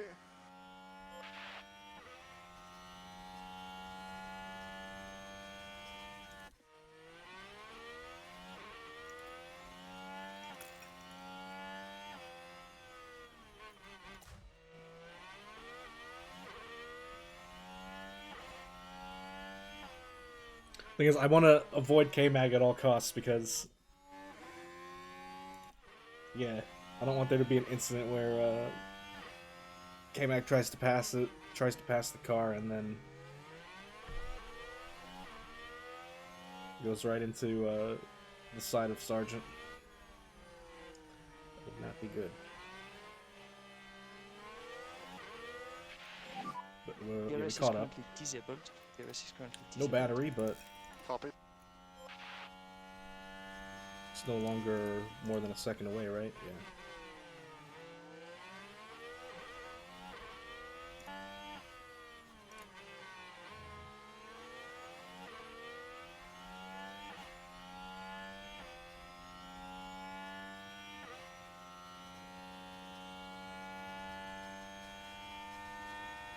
Oh, here he goes. Come on, DRS, kick in.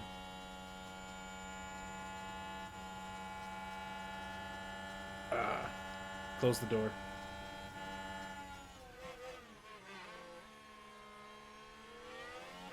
Logan has low overtake aggression as well, so even if we do set him on high,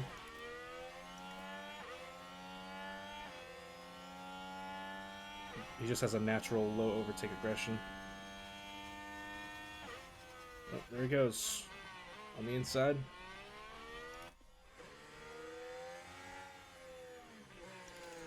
Alright. Back off a bit, please. Yeah, got ya. I don't want to destroy the tires, but just maintain.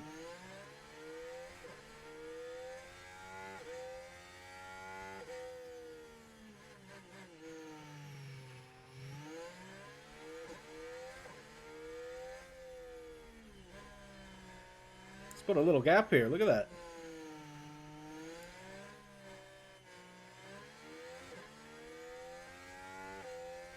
Oh snap, look at that. 1 second gap already.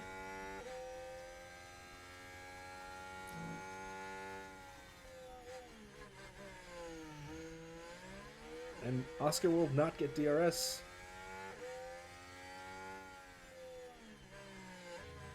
Look at that. He's caught up to De Vries. He's going to pull back into 14th place. Damn, look at that. 2 second gap on Oscar. Just about. Yeah, DRS from AlphaTauri ahead.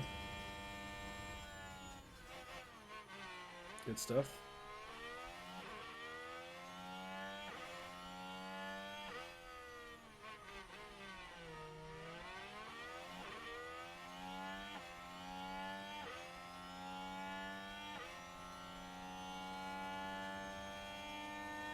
On the inside.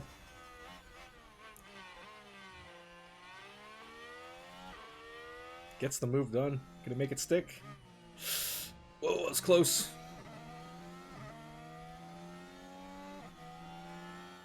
Gets the job done. Soft tire compound. Doing wonders here. Confidence, very high.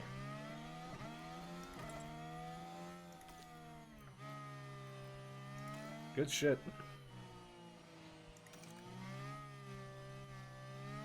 Now just keep it up.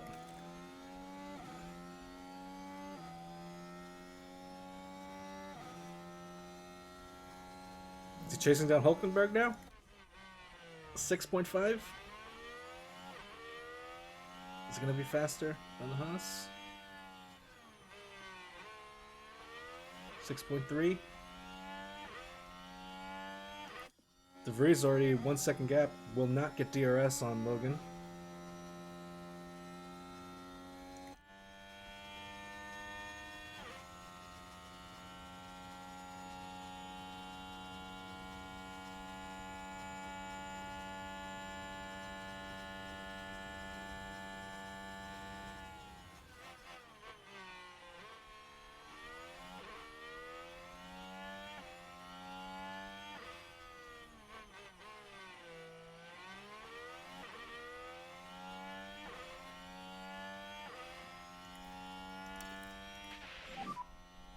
bring the pace up, please. Understood. We could do with a bit more pace now if you've got it. Let's try chipping away at this gap.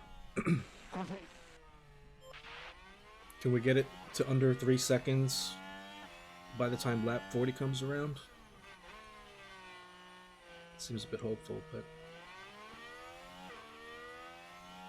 we might need to get to that point to get past Hulkenberg.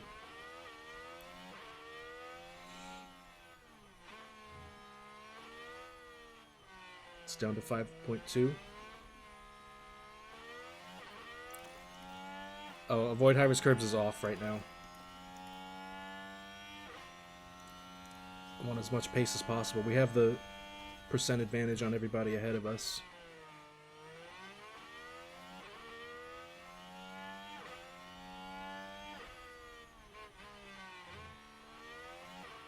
Yeah, I want to just... Alright, these are about to overheat. Let's get it down. Focus on your tires for the moment. I copy that.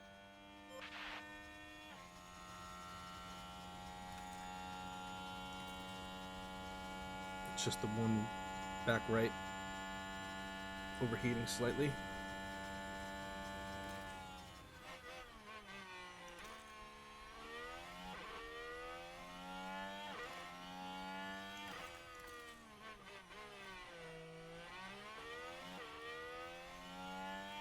Yeah, his rear tires are still pretty hot.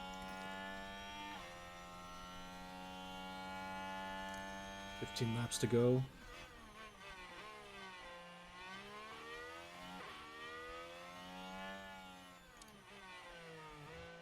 .5.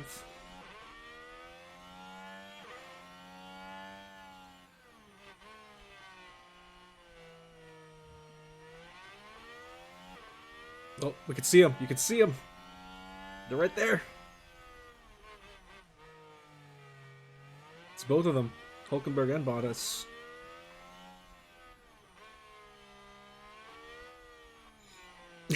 Can't someone had crashed? Seriously. Come on, Hamilton, Russell. Where are they at? Stroll, Alonso?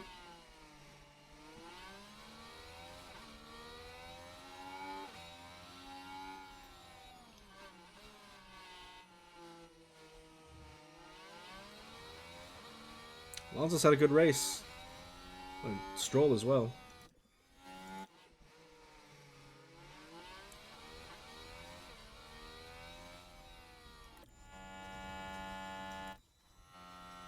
Oh, he's really closing this gap. 3.7.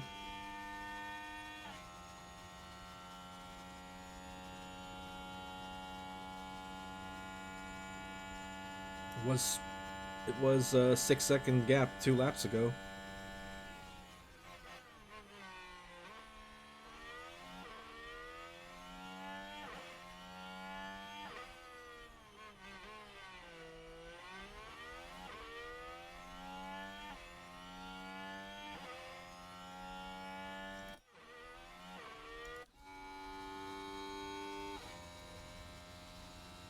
Aston Martins are flying, holy shit.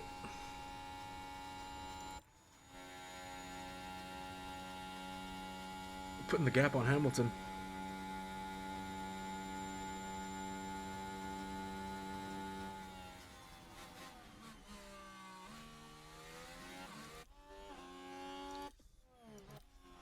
Leclerc doing amazing. It's the kind of gap that Verstappen would normally have.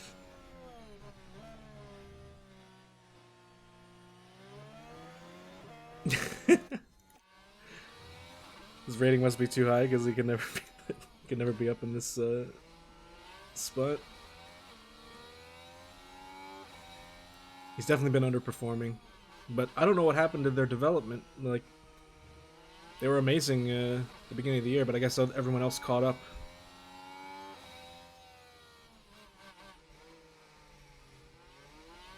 Right, everyone got a peek of the Red Bull underfloor.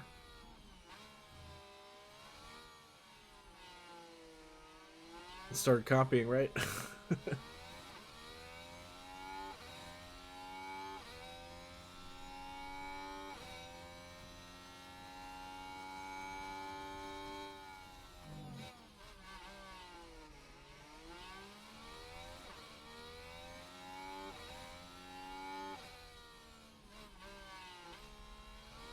I don't know. I don't think it's down to Stroll's driving. I think Aston Martin's just been out developing everybody else here to remain in this position.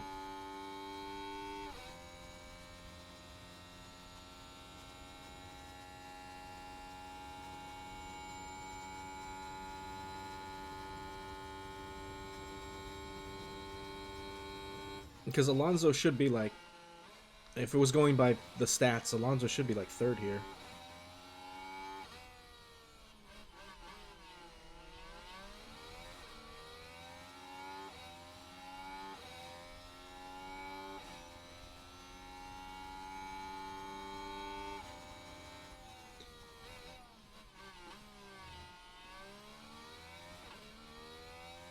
I've got a blue flag here for... Is that Joe? Yeah.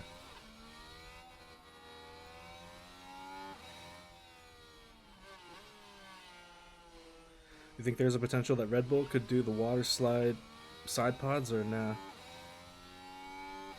I don't I haven't actually seen what's the water slide side pods. I think I saw something with Haas has them. Or not Haas. Who was it? Red Bull, right? Or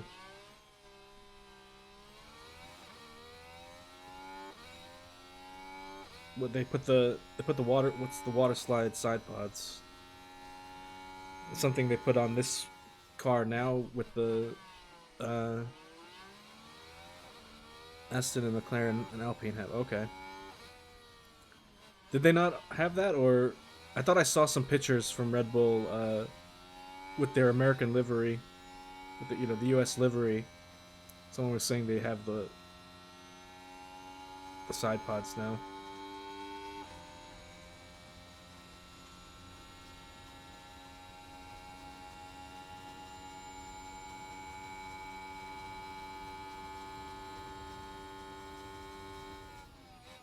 Come on.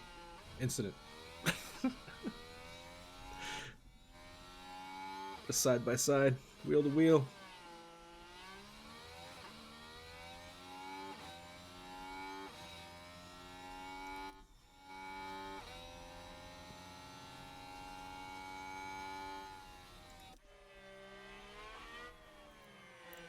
He's right on the back of him.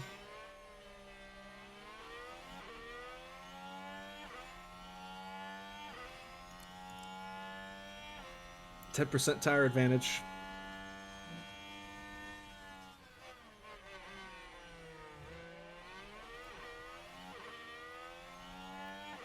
Alright. We go harvest. Need some recharge. Copy. Stay in DRS. Then we hit him with the battery. Slap 40.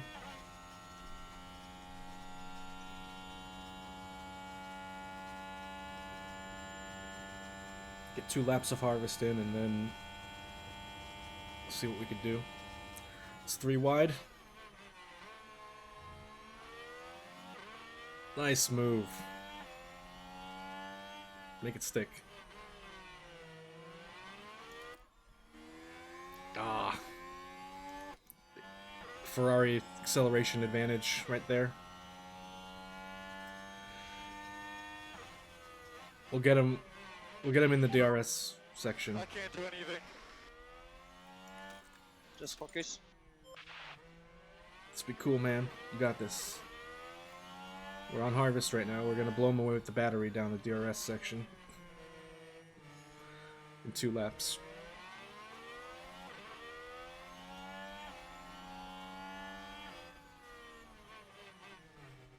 It's not like they're running away from us either. They're just jockeying for position up front, so they're holding each other up. We just need to get a little bit of battery advantage here.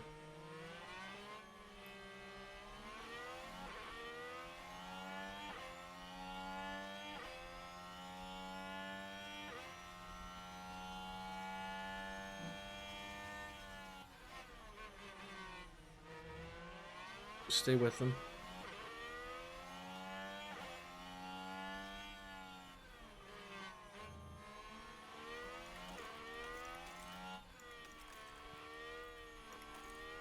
Nope, blue flag. Damn.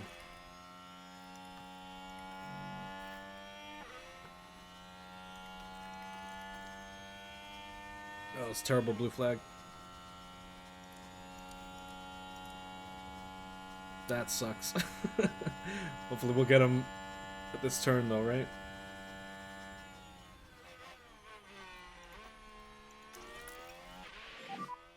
So we charge the pack. Copy.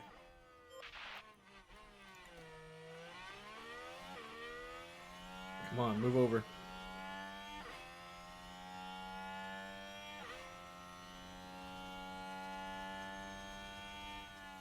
Man, they got a better blue flag spot than us. Fuck.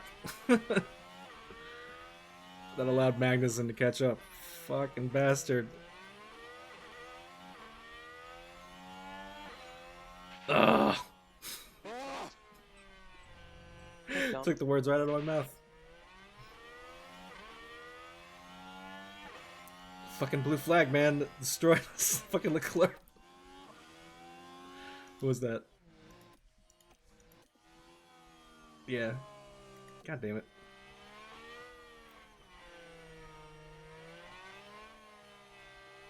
Right, 10 laps to do it. I just hope maybe...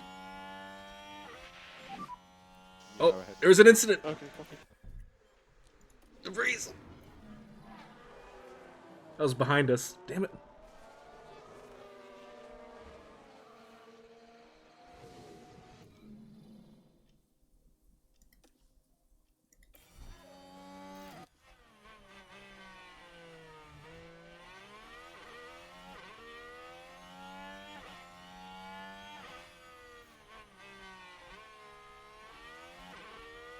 Still in DRS range. That's the important part. Could keep in this train.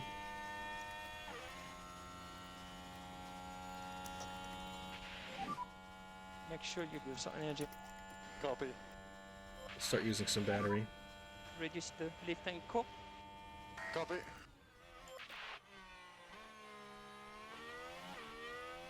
Oh, he had a pit.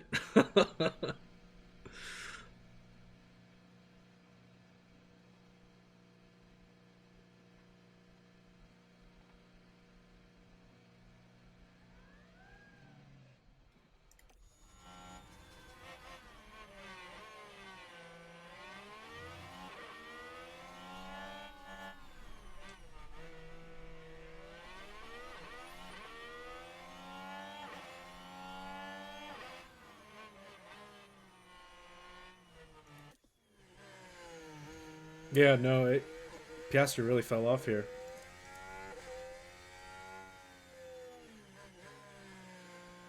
Just, yeah. Combination of not having the good car and then being underrated in the game.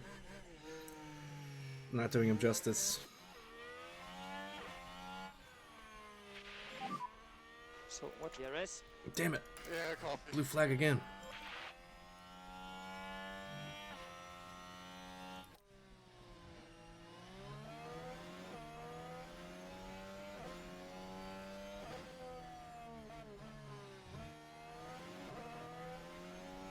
They're gonna get the blue flag in the straight.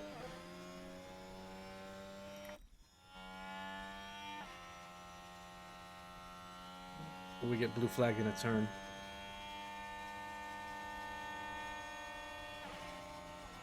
Yeah, here he goes. We start like up. Copy.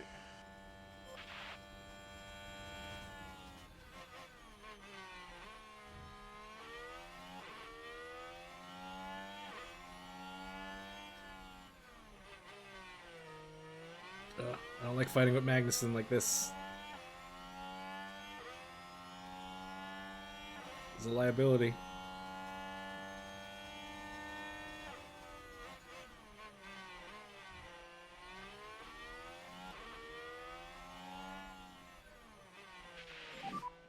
Come on. Calm down, mate. You're good.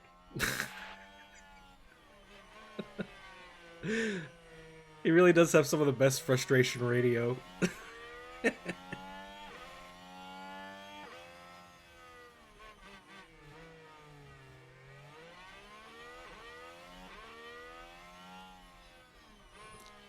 Yeah, that blue flag was totally not fair. Fucking Leclerc and then Verstappen, pretty much almost the same exact spot right before the GRS straight.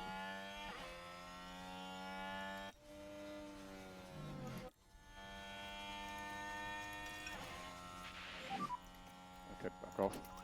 Okay. We can start reducing lift and coast. Yeah, copy. Like to reduce light core. Copy. This is tough. They're probably pushing too.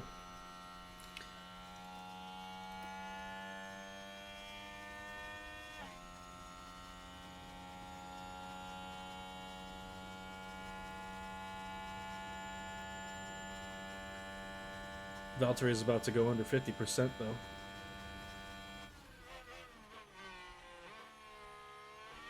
So Magnussen should be passing him up pretty soon.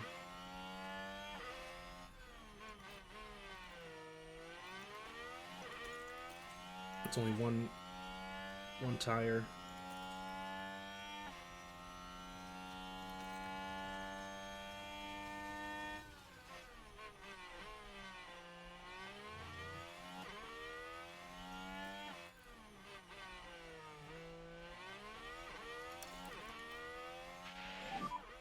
Pushing on, pushing on. Yep.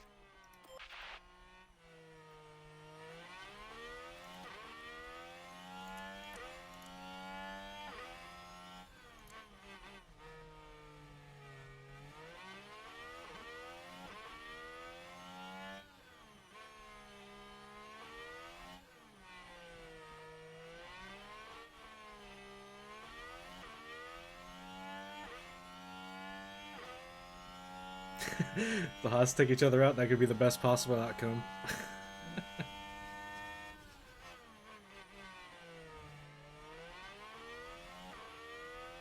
Although, the thing is, I don't want the Haas to take each other out in such a way that it impedes the cars behind, because that could happen as well.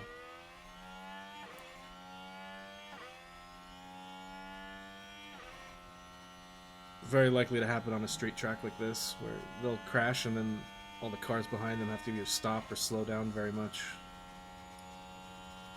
That would not work out.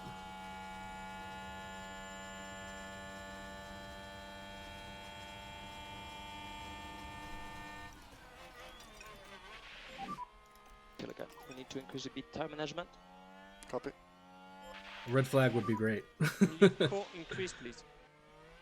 But Copy. it said there was in the reports it said there was 100% safety car. So we did have VSC at the very beginning, but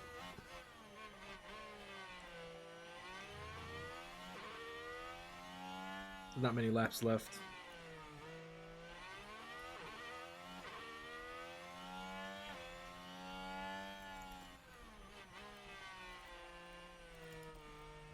And there's really nothing. We have no battery really. We'll have to stay on top up for like 5 laps.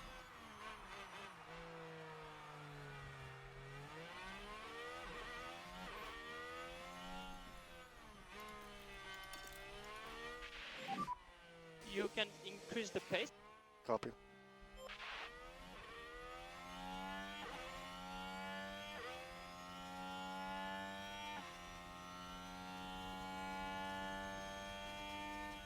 Come on, man. Just stay within 1 second. Don't lose too much here.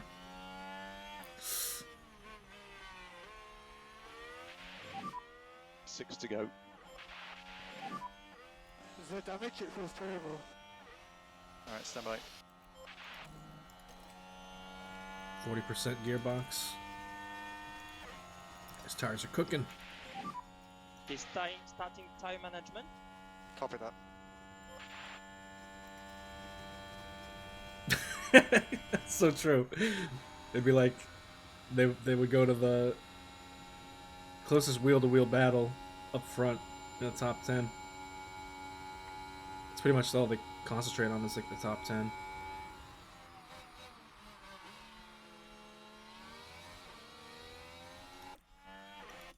But no, this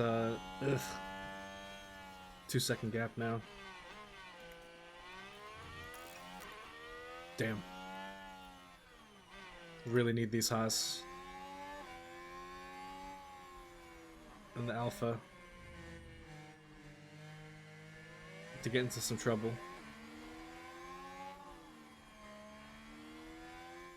Oh, blue flag. Oh, this could work out.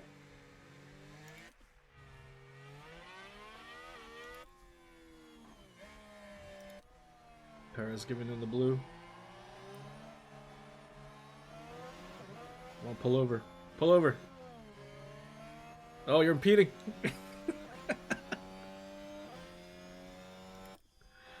Yes! It worked out.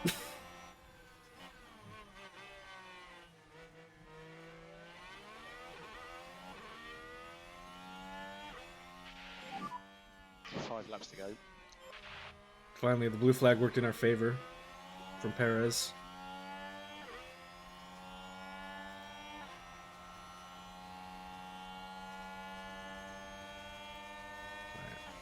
We have like no battery though. It's just whatever we harvest is gonna have to be used. I don't want to risk going into top up now with only these few laps remaining.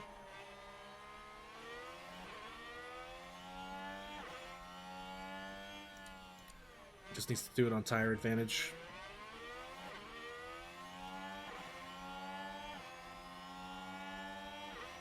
Tire advantage and skill.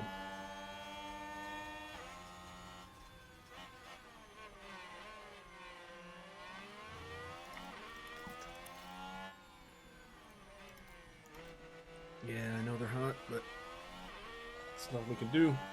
We're in the dirty air. Increase lift and coast where we can. Yeah.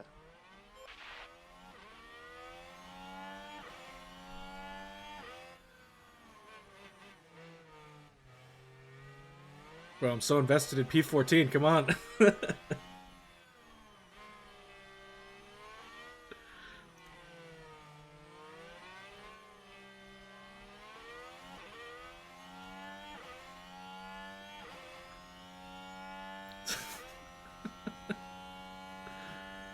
Yeah, I mean,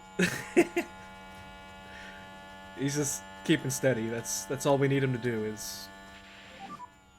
4 laps to go. But Norris in the points.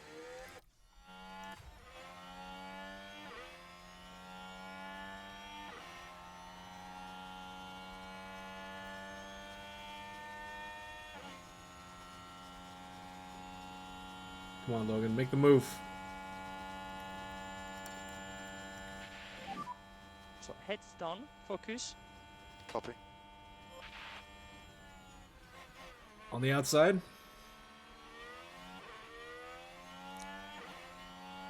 Yeah, there he goes.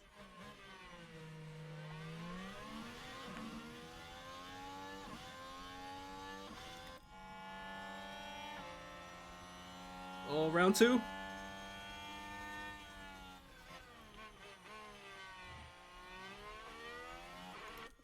We'll make it stick. Oh, he didn't close the door fast enough. Come on. Oh, there he goes.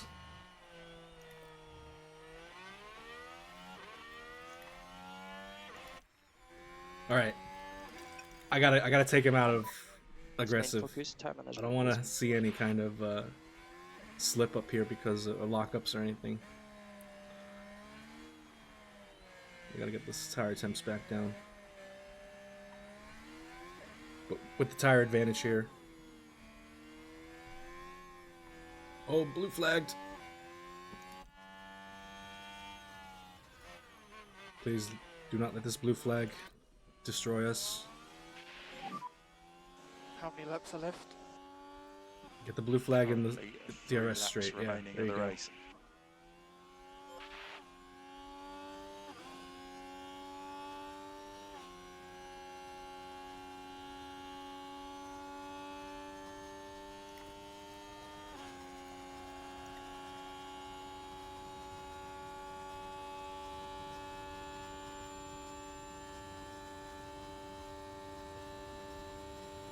Oh, hope we don't get blue flagged in this corner, please.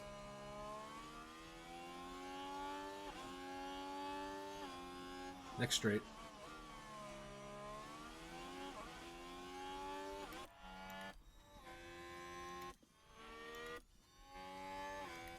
Best possible outcome. Happy with that. I'll take it.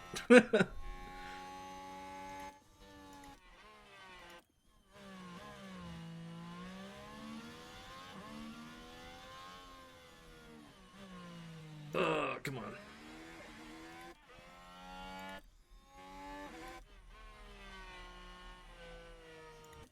Take each other out.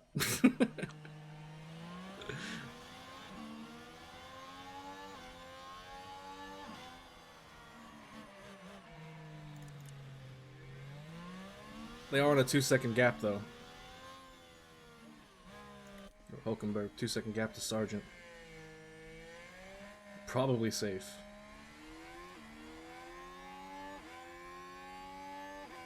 With the percentage advantage.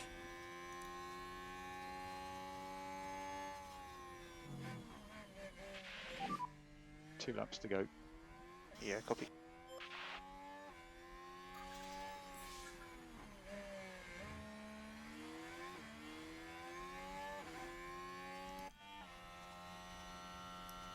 Always chasing him down.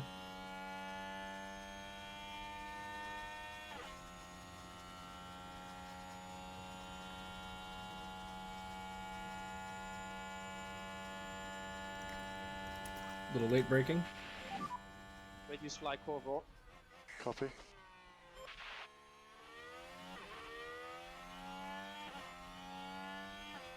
I don't think we can get him. He's got the Ferrari acceleration. Yeah. It's close, very close. Would like to increase a bit the LICO everywhere. I got it. Yeah.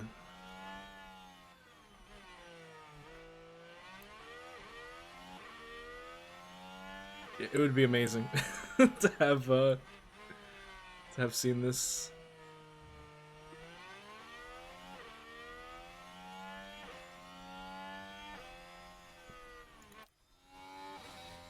The Stroll-Alonso fight.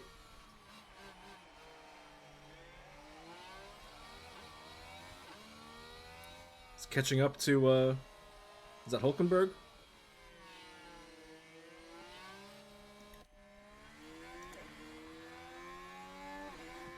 Hulkenberg blue flagged. Yep. Double blue flag. How many laps to go? One more lap. Copy. Yeah, he's not catching up. That's Leclerc! Charles Leclerc is today's winner! Look at that! Leclerc takes first place! If only it was like this for Leclerc in real life. After that performance, there's no doubt that they deserve their spot at the top of the podium. He kept Verstappen at bay the whole time.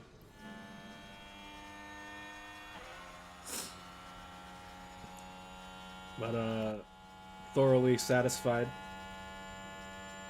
with Logan's performance here.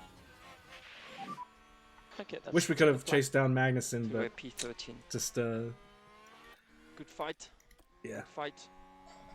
Ferrari acceleration Yeah, right good now. job. I really appreciate this weekend, guys. It's the most positive radio he's had in a while. Oh man.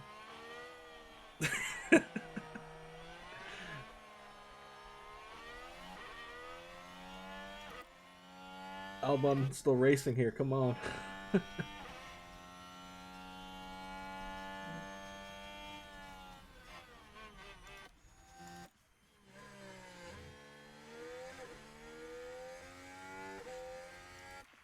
No, Lando got a point. That's pure talent right there. The car, they still need to develop that car.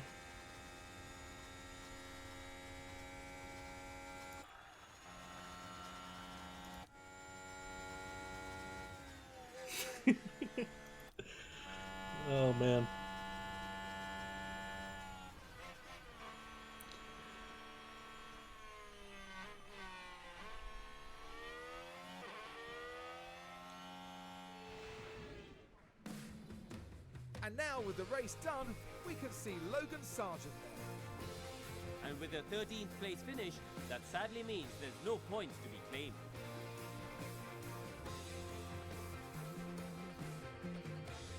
Out and onto the podium steps Charles Leclerc. Yeah, his nose is pretty big here. Deserving of that top 3 spot. Looks weird. First win of the season, Like the team looking on will be very proud the of nose to mouth area right here looks really weird. And before they get back to work, I think it's time to cool off here in Azerbaijan. Max looks spot on. So does Checo. But yeah, this area right here on Leclerc does not look Now, correct. Peru, no doubt there'll be a lot for the teams to process after that race. But how do you think the Williams team are feeling? They did okay today, I'd say. I mean, we're talking about such a competitive field, and all things considered, the drivers did all right. Look, anytime Logan can finish a race Well, everybody, that's all and for not put us it in the here wall, in I'm Baku. happy. Coming up next, the teams will be taking a trip to the Sunshine State. The Hard Rock Stadium is laying down the track for a captivating race at the Miami Grand Latifi Prix. knows.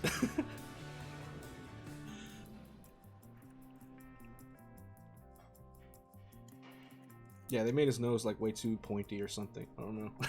I mean, in the regular picture, looks fine. But nice. Went from 12 to 11, and then 14 to 13. So gained places. Lando here, man, was the real driver of the day for me. Let's see. Yeah, Lando, driver of the day. Gaining 5 positions, for sure.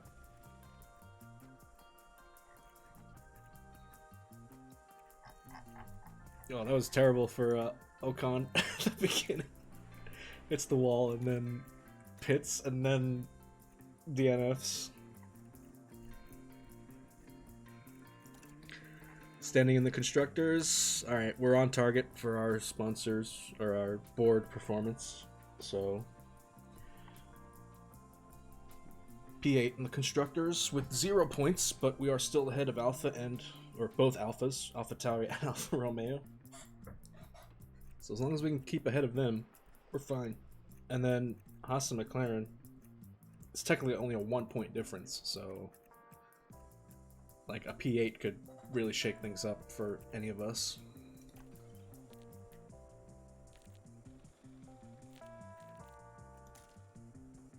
The pit stop competition. The 4th best pit stop crew. Alright. Surprisingly better than Ferrari? I don't know. Or Mercedes too. Right, what was Mercedes' stop time, did they say? 2.7. We had a 2.5.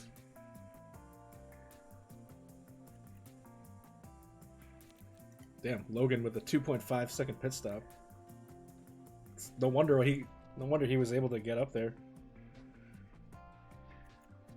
Right, because a 2.5 versus, we were looking at, where was Haas?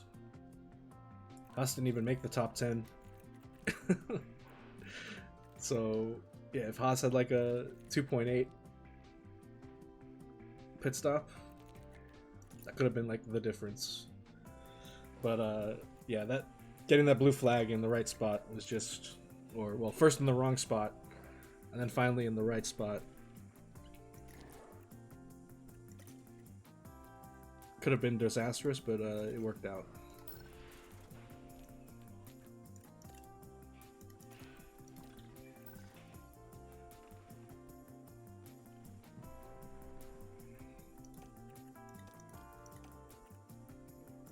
Making money. Always good to see. Williams used to be almost as fast as Red Bull, but after the rule changes, it really slowed them down and haven't adjusted well as other teams. Oh, with the pit stops, you mean?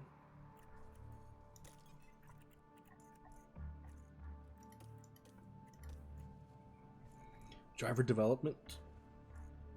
Okay.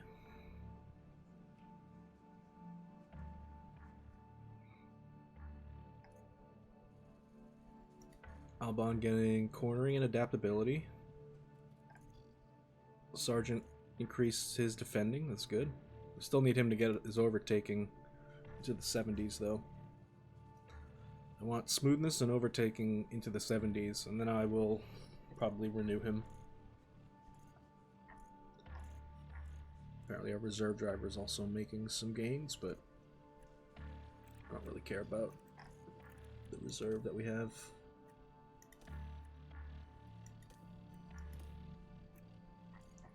New ATR. Replace these parts.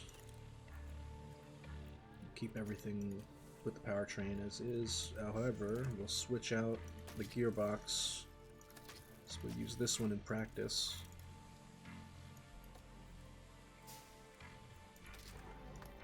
We'll keep the engines as they are.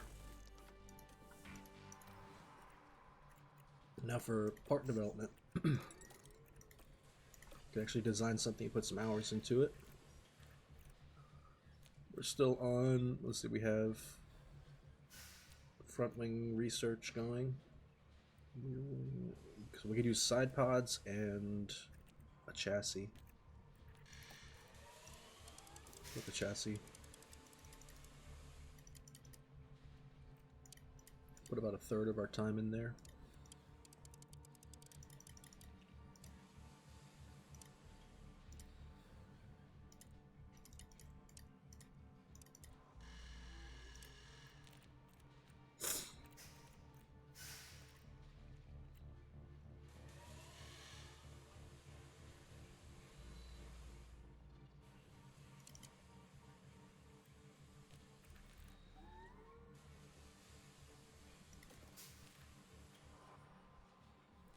For this, for the chassis design, I feel like we need engine cooling desperately.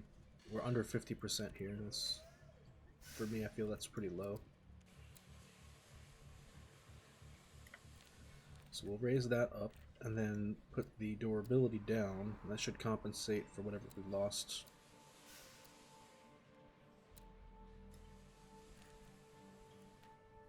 Yeah, okay.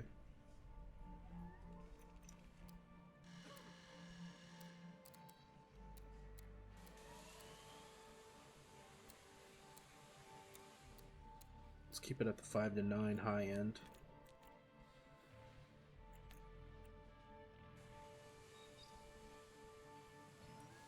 Top speed takes a minor hit, but I think that's okay because we need the gain on engine cooling.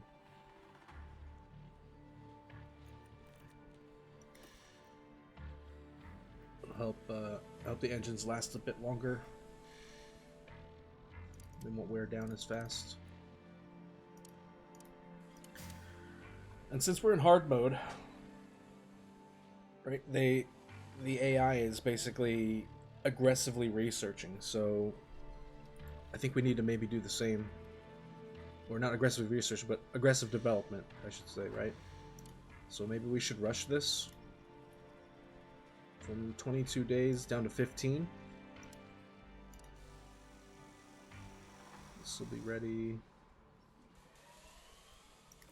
Where's the calendar?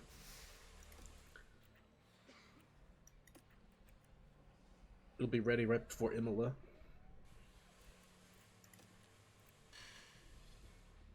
That is if we can manufacture it fast enough. Let's go for it.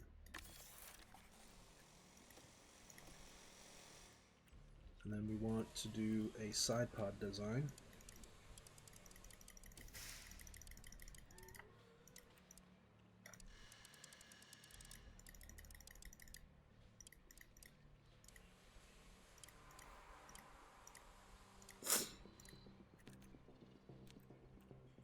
Basically, the rest of just having whatever we have here again, and then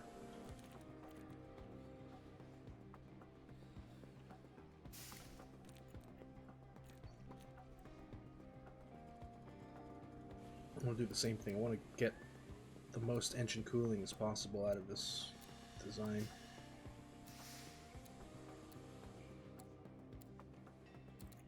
But I still also want to make gains on the downforce, so bring this lifespan down.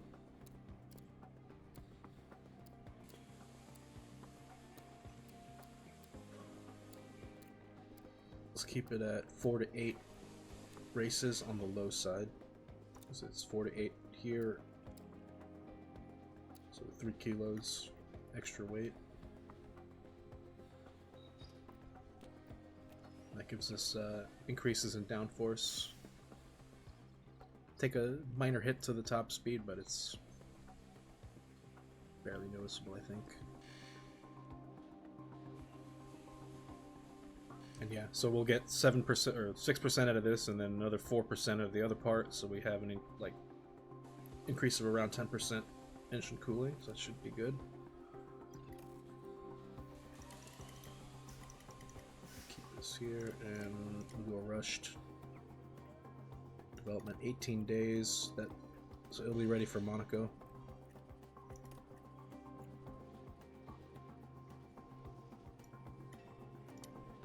I mean, normally we would be doing like the intense research, right? That was the philosophy of F1 Manager 22, where you always do underfloor and intense. But I feel like with the hard mode, we don't want to get outdeveloped in the first year. I mean, yes, we also want to do research, but I at least want to get a point this season. So I don't want to be at the back of the pack and have low board confidence going into next year.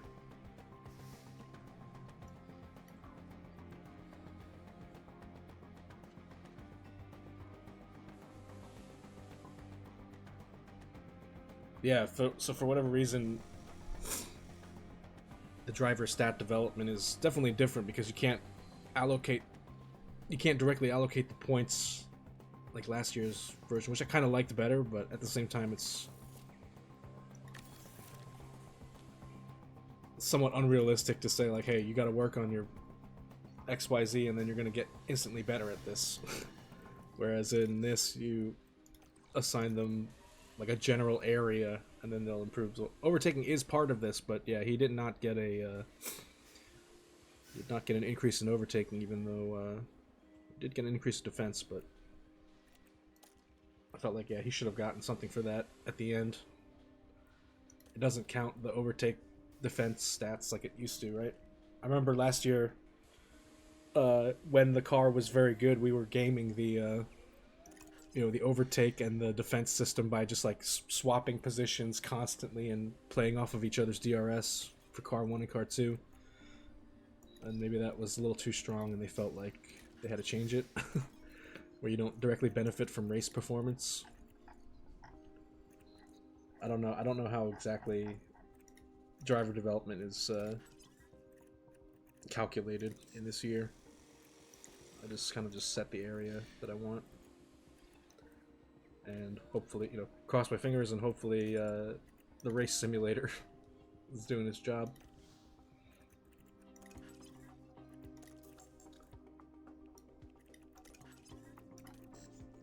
Yeah, I think that's going to be what we're doing here. For design, at least. Do we need any parts?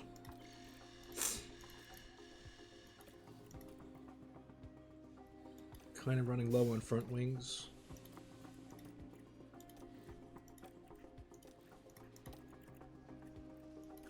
Oh, we have a third suspension. Let's put that on that car. And then the other suspension comes out.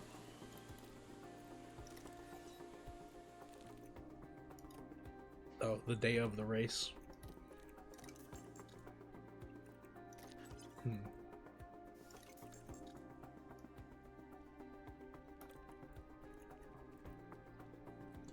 Okay, now we gotta reconfigure this because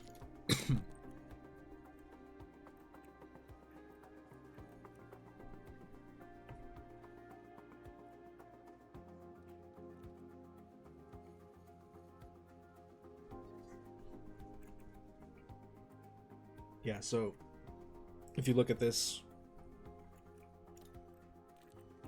the default balance schedule would have put us at Imola, like going into Imola with 15% fatigue, 43% tired on the race day.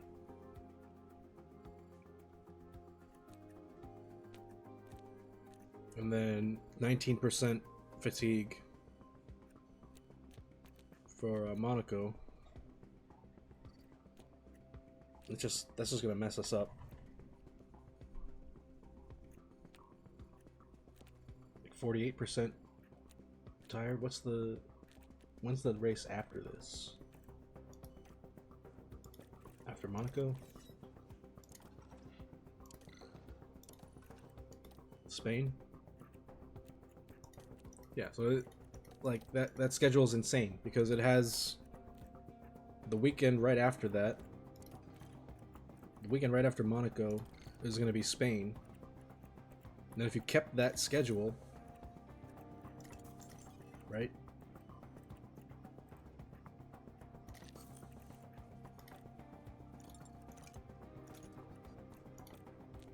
Like if we keep this schedule, they're going to be like freaking worn out.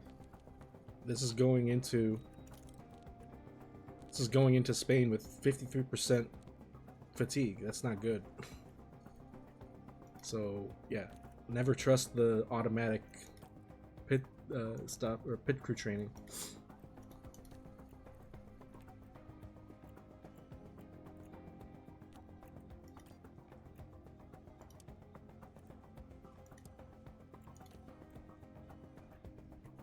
Like if we do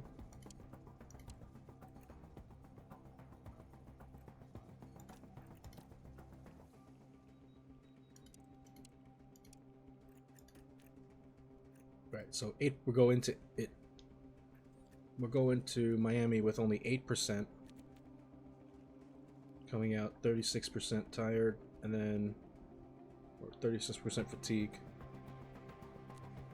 So still 13.5% chance. Then we'll basically train heavy. Like if we kept that automatic schedule, we went in with more than 10% each time, I feel like we would have had pit stop issues. Like, most certainly. Because that's what I did on my first save. Granted, that was like, patches ago, but my first save with Williams, I just kind of kept this training schedule, at the default balanced, whatever. Didn't really mess with it much. And I was getting a mistake like every other race. It was just not good. And I finally realized, okay, you gotta look not only at total, but cumulative, and then the day before going into each one. Because you just naturally, the crew is gonna be tired, but you want it to be the least amount of fatigue as possible. There's one major criticism is like, the automatic system is definitely not optimized.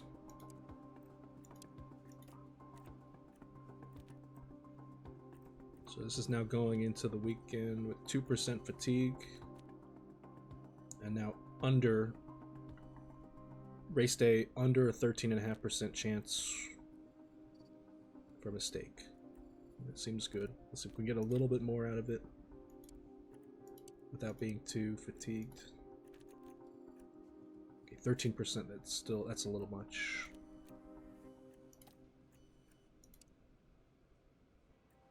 Let's just do what a car building. But also puts them at 15. No wait, 7%. That's better. Okay, I'll keep it like this. 7% on the day before the race or before practice. And then here,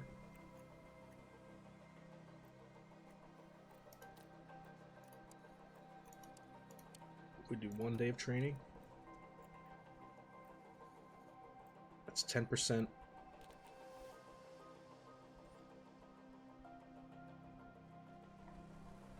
Kind of floating around this 13.5% chance of mistake.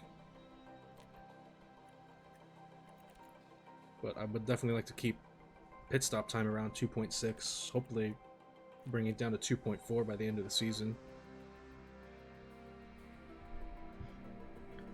Hey, Fern of Sigma, welcome.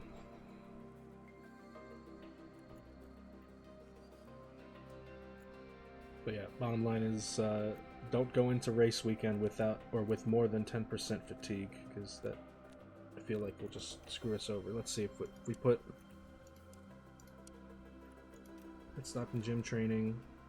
We start the day off with 49%.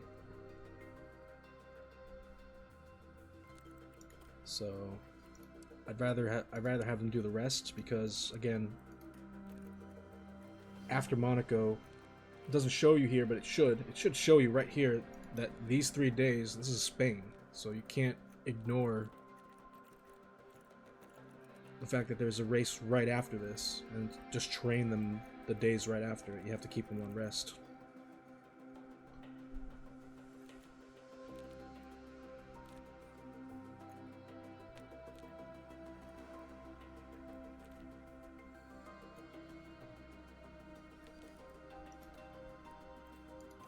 %49 on race day.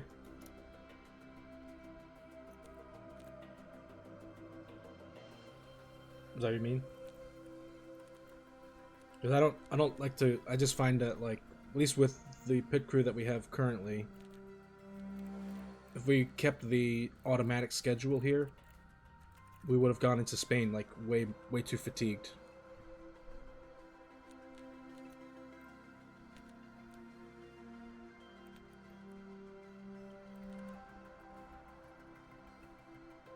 I feel like Monaco is also one of those races where you can't afford a mistake in the pit stops, because you have literally only 2 places that overtaking can happen in the game, which is on the main straight and then around turn 1.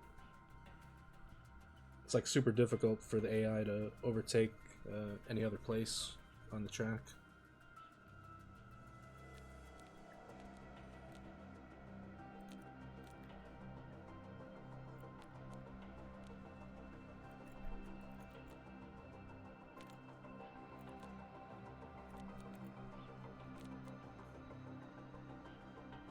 So you're saying 50% plus is weary, 49% is ideal. That's at the start of race day then, right? Add full gym days as early as possible if more than 49%. Keep adding rests. Is 49% like the cutoff point where you start getting huge mistakes, or does it go actually off of the percentage chance? It's like, how truthful is this? Like, my question is, I guess, is how truthful is this screen? If we only have a 13.5% chance of mistake, and we go in with more than 49% fatigue, and they're weary, is it actually like more like 50%, or?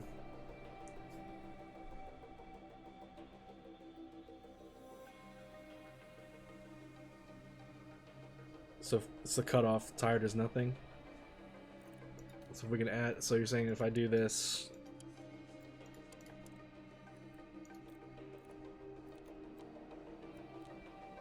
okay, it's at 48% right here. So if we keep this as, because I don't think we could do anything else. Say we do gym training instead of pit stop mistakes. That'd be going in 49%.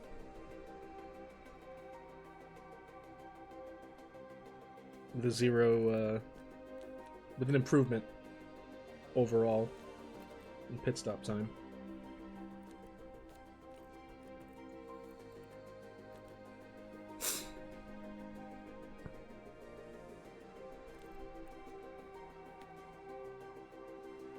So with 50% fatigue, you get 30% for mistakes.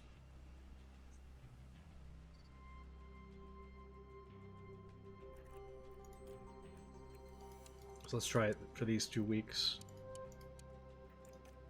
I've only learned, I haven't actually looked up I haven't actually researched anything. All of my knowledge basically comes from trial and error over 2 seasons from the previous builds of the game.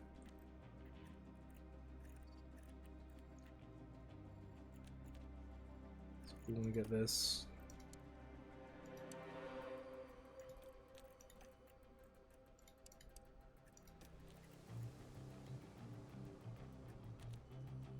Yeah, that's too much, right?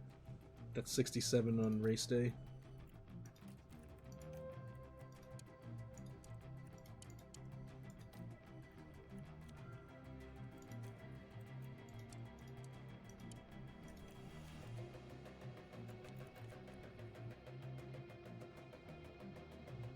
Okay, so we made the gain here.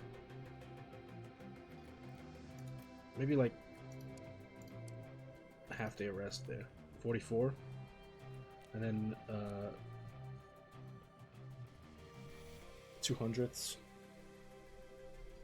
shaved off. Next week after that.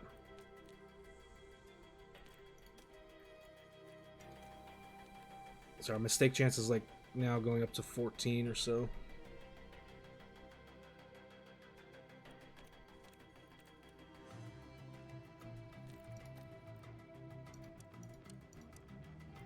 The pit stop drill.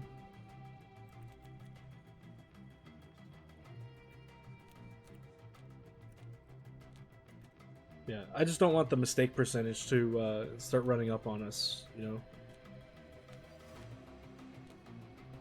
That's why I usually like do half days, or I'll balance out. Just trying to keep it level.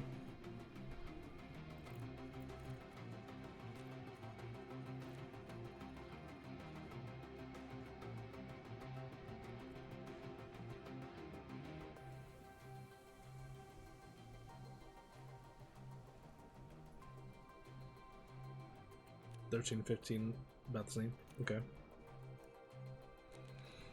At the top end, you'll get 5 to 7%, so it's a lot anyway.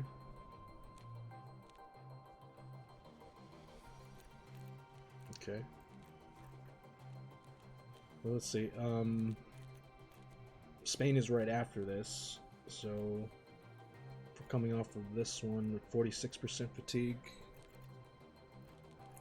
could probably do like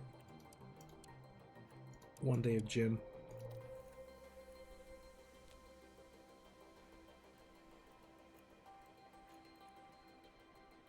Maybe again, this is a flaw right here. Like they should show the full calendar up to, you know, the end of the week. Because now I don't know what the exact percentage of the fatigue is going to be going into Spain, right? But looking at the previous weeks, if we have, right, we're pretty much on target here. If we keep around, what is this, 25 to 27? So a half gym day brings us to 25 right here.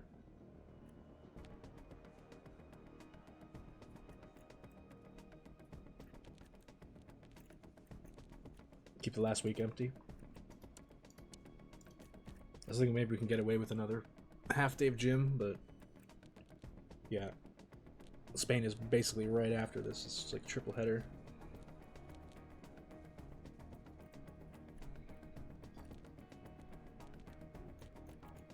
Alright, we'll see how it works out.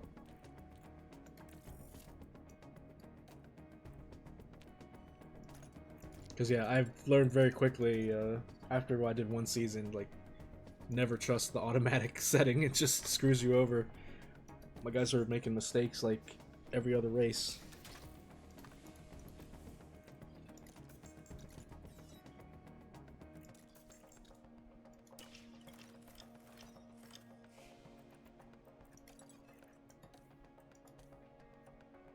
Oh, what happened now?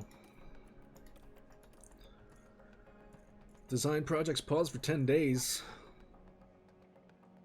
Serious problem during the design of side pods 2, and we need to pause the design of all current projects to resolve the issue. Wind tunnel issues. Calibration error.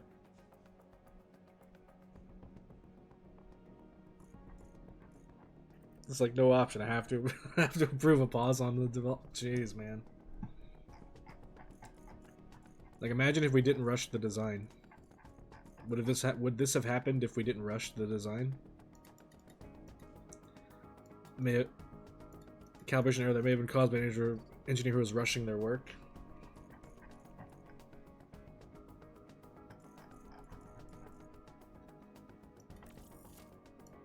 Damn, I was hoping to have those done before, what was it? Imola?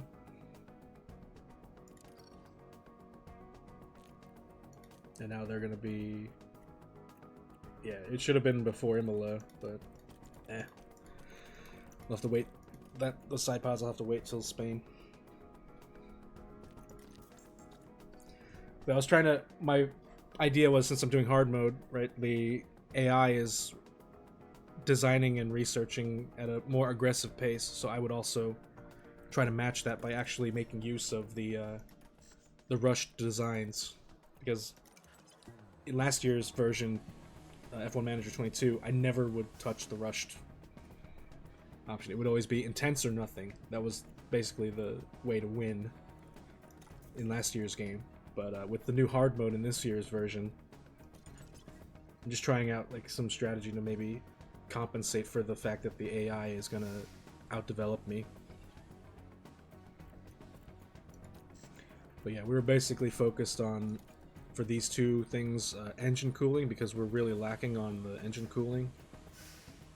And as far as the wings were concerned, there's going to be regulation changes next year or next season for low speed downforce.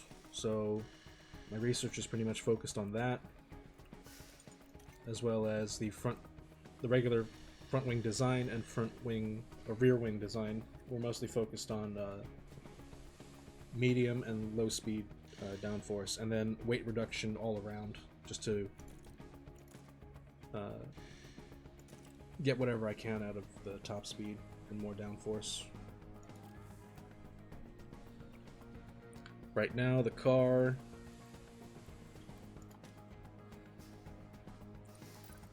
pretty much our closest rival is going to be McLaren or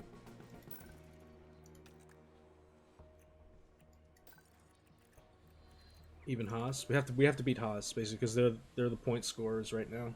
Like we have to do P8 in the constructors for the first season.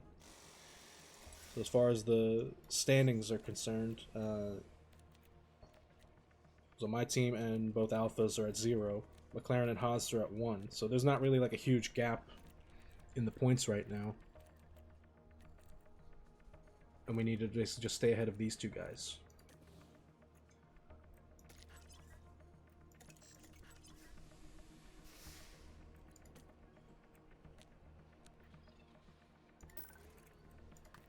So yeah, for this, compared to Haas, they have the advantage on the low and the medium speed. We have high speed.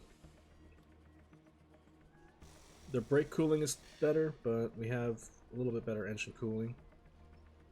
Of course, they have the Ferrari powertrain.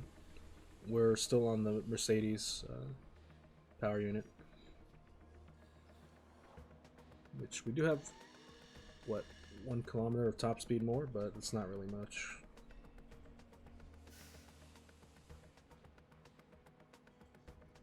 Yeah, it's just we're still with the default. It's still only the first season of this save, so we're on the Mercedes powertrain. I definitely intend to either switch to Ferrari or Red Bull next season.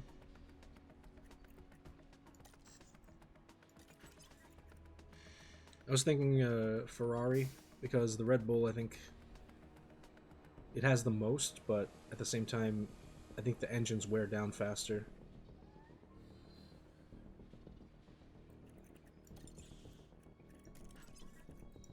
Sorry, yeah, what I meant was I had, before this patch came out, I had my furthest save was 2 seasons in, basically. And I started over when 1.9 dropped.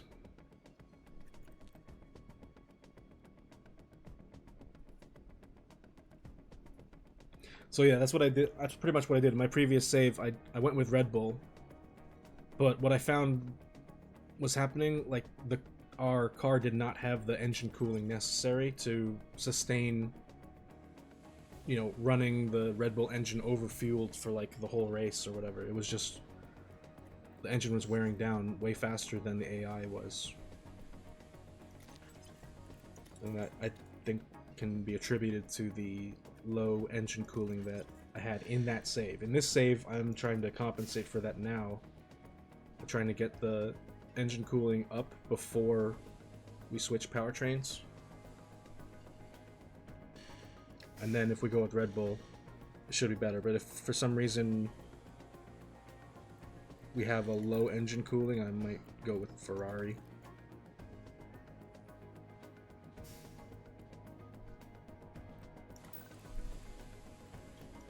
Compared to the Red Bull, we only have better brake cooling, slightly better engine cooling.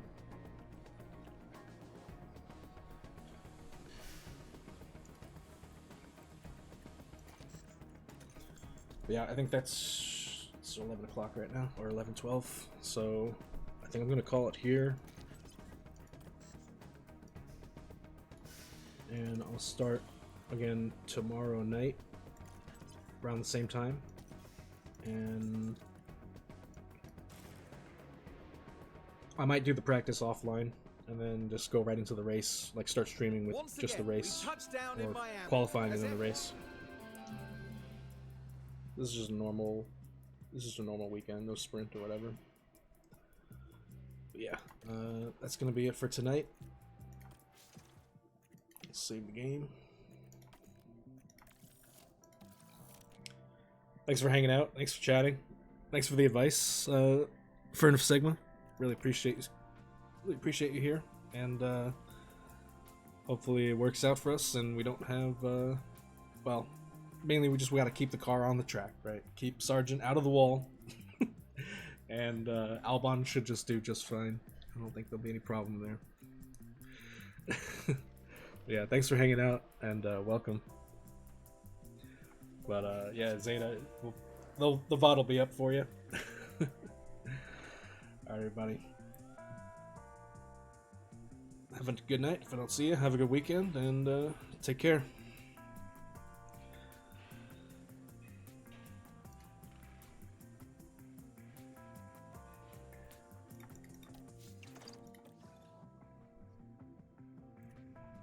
Laters.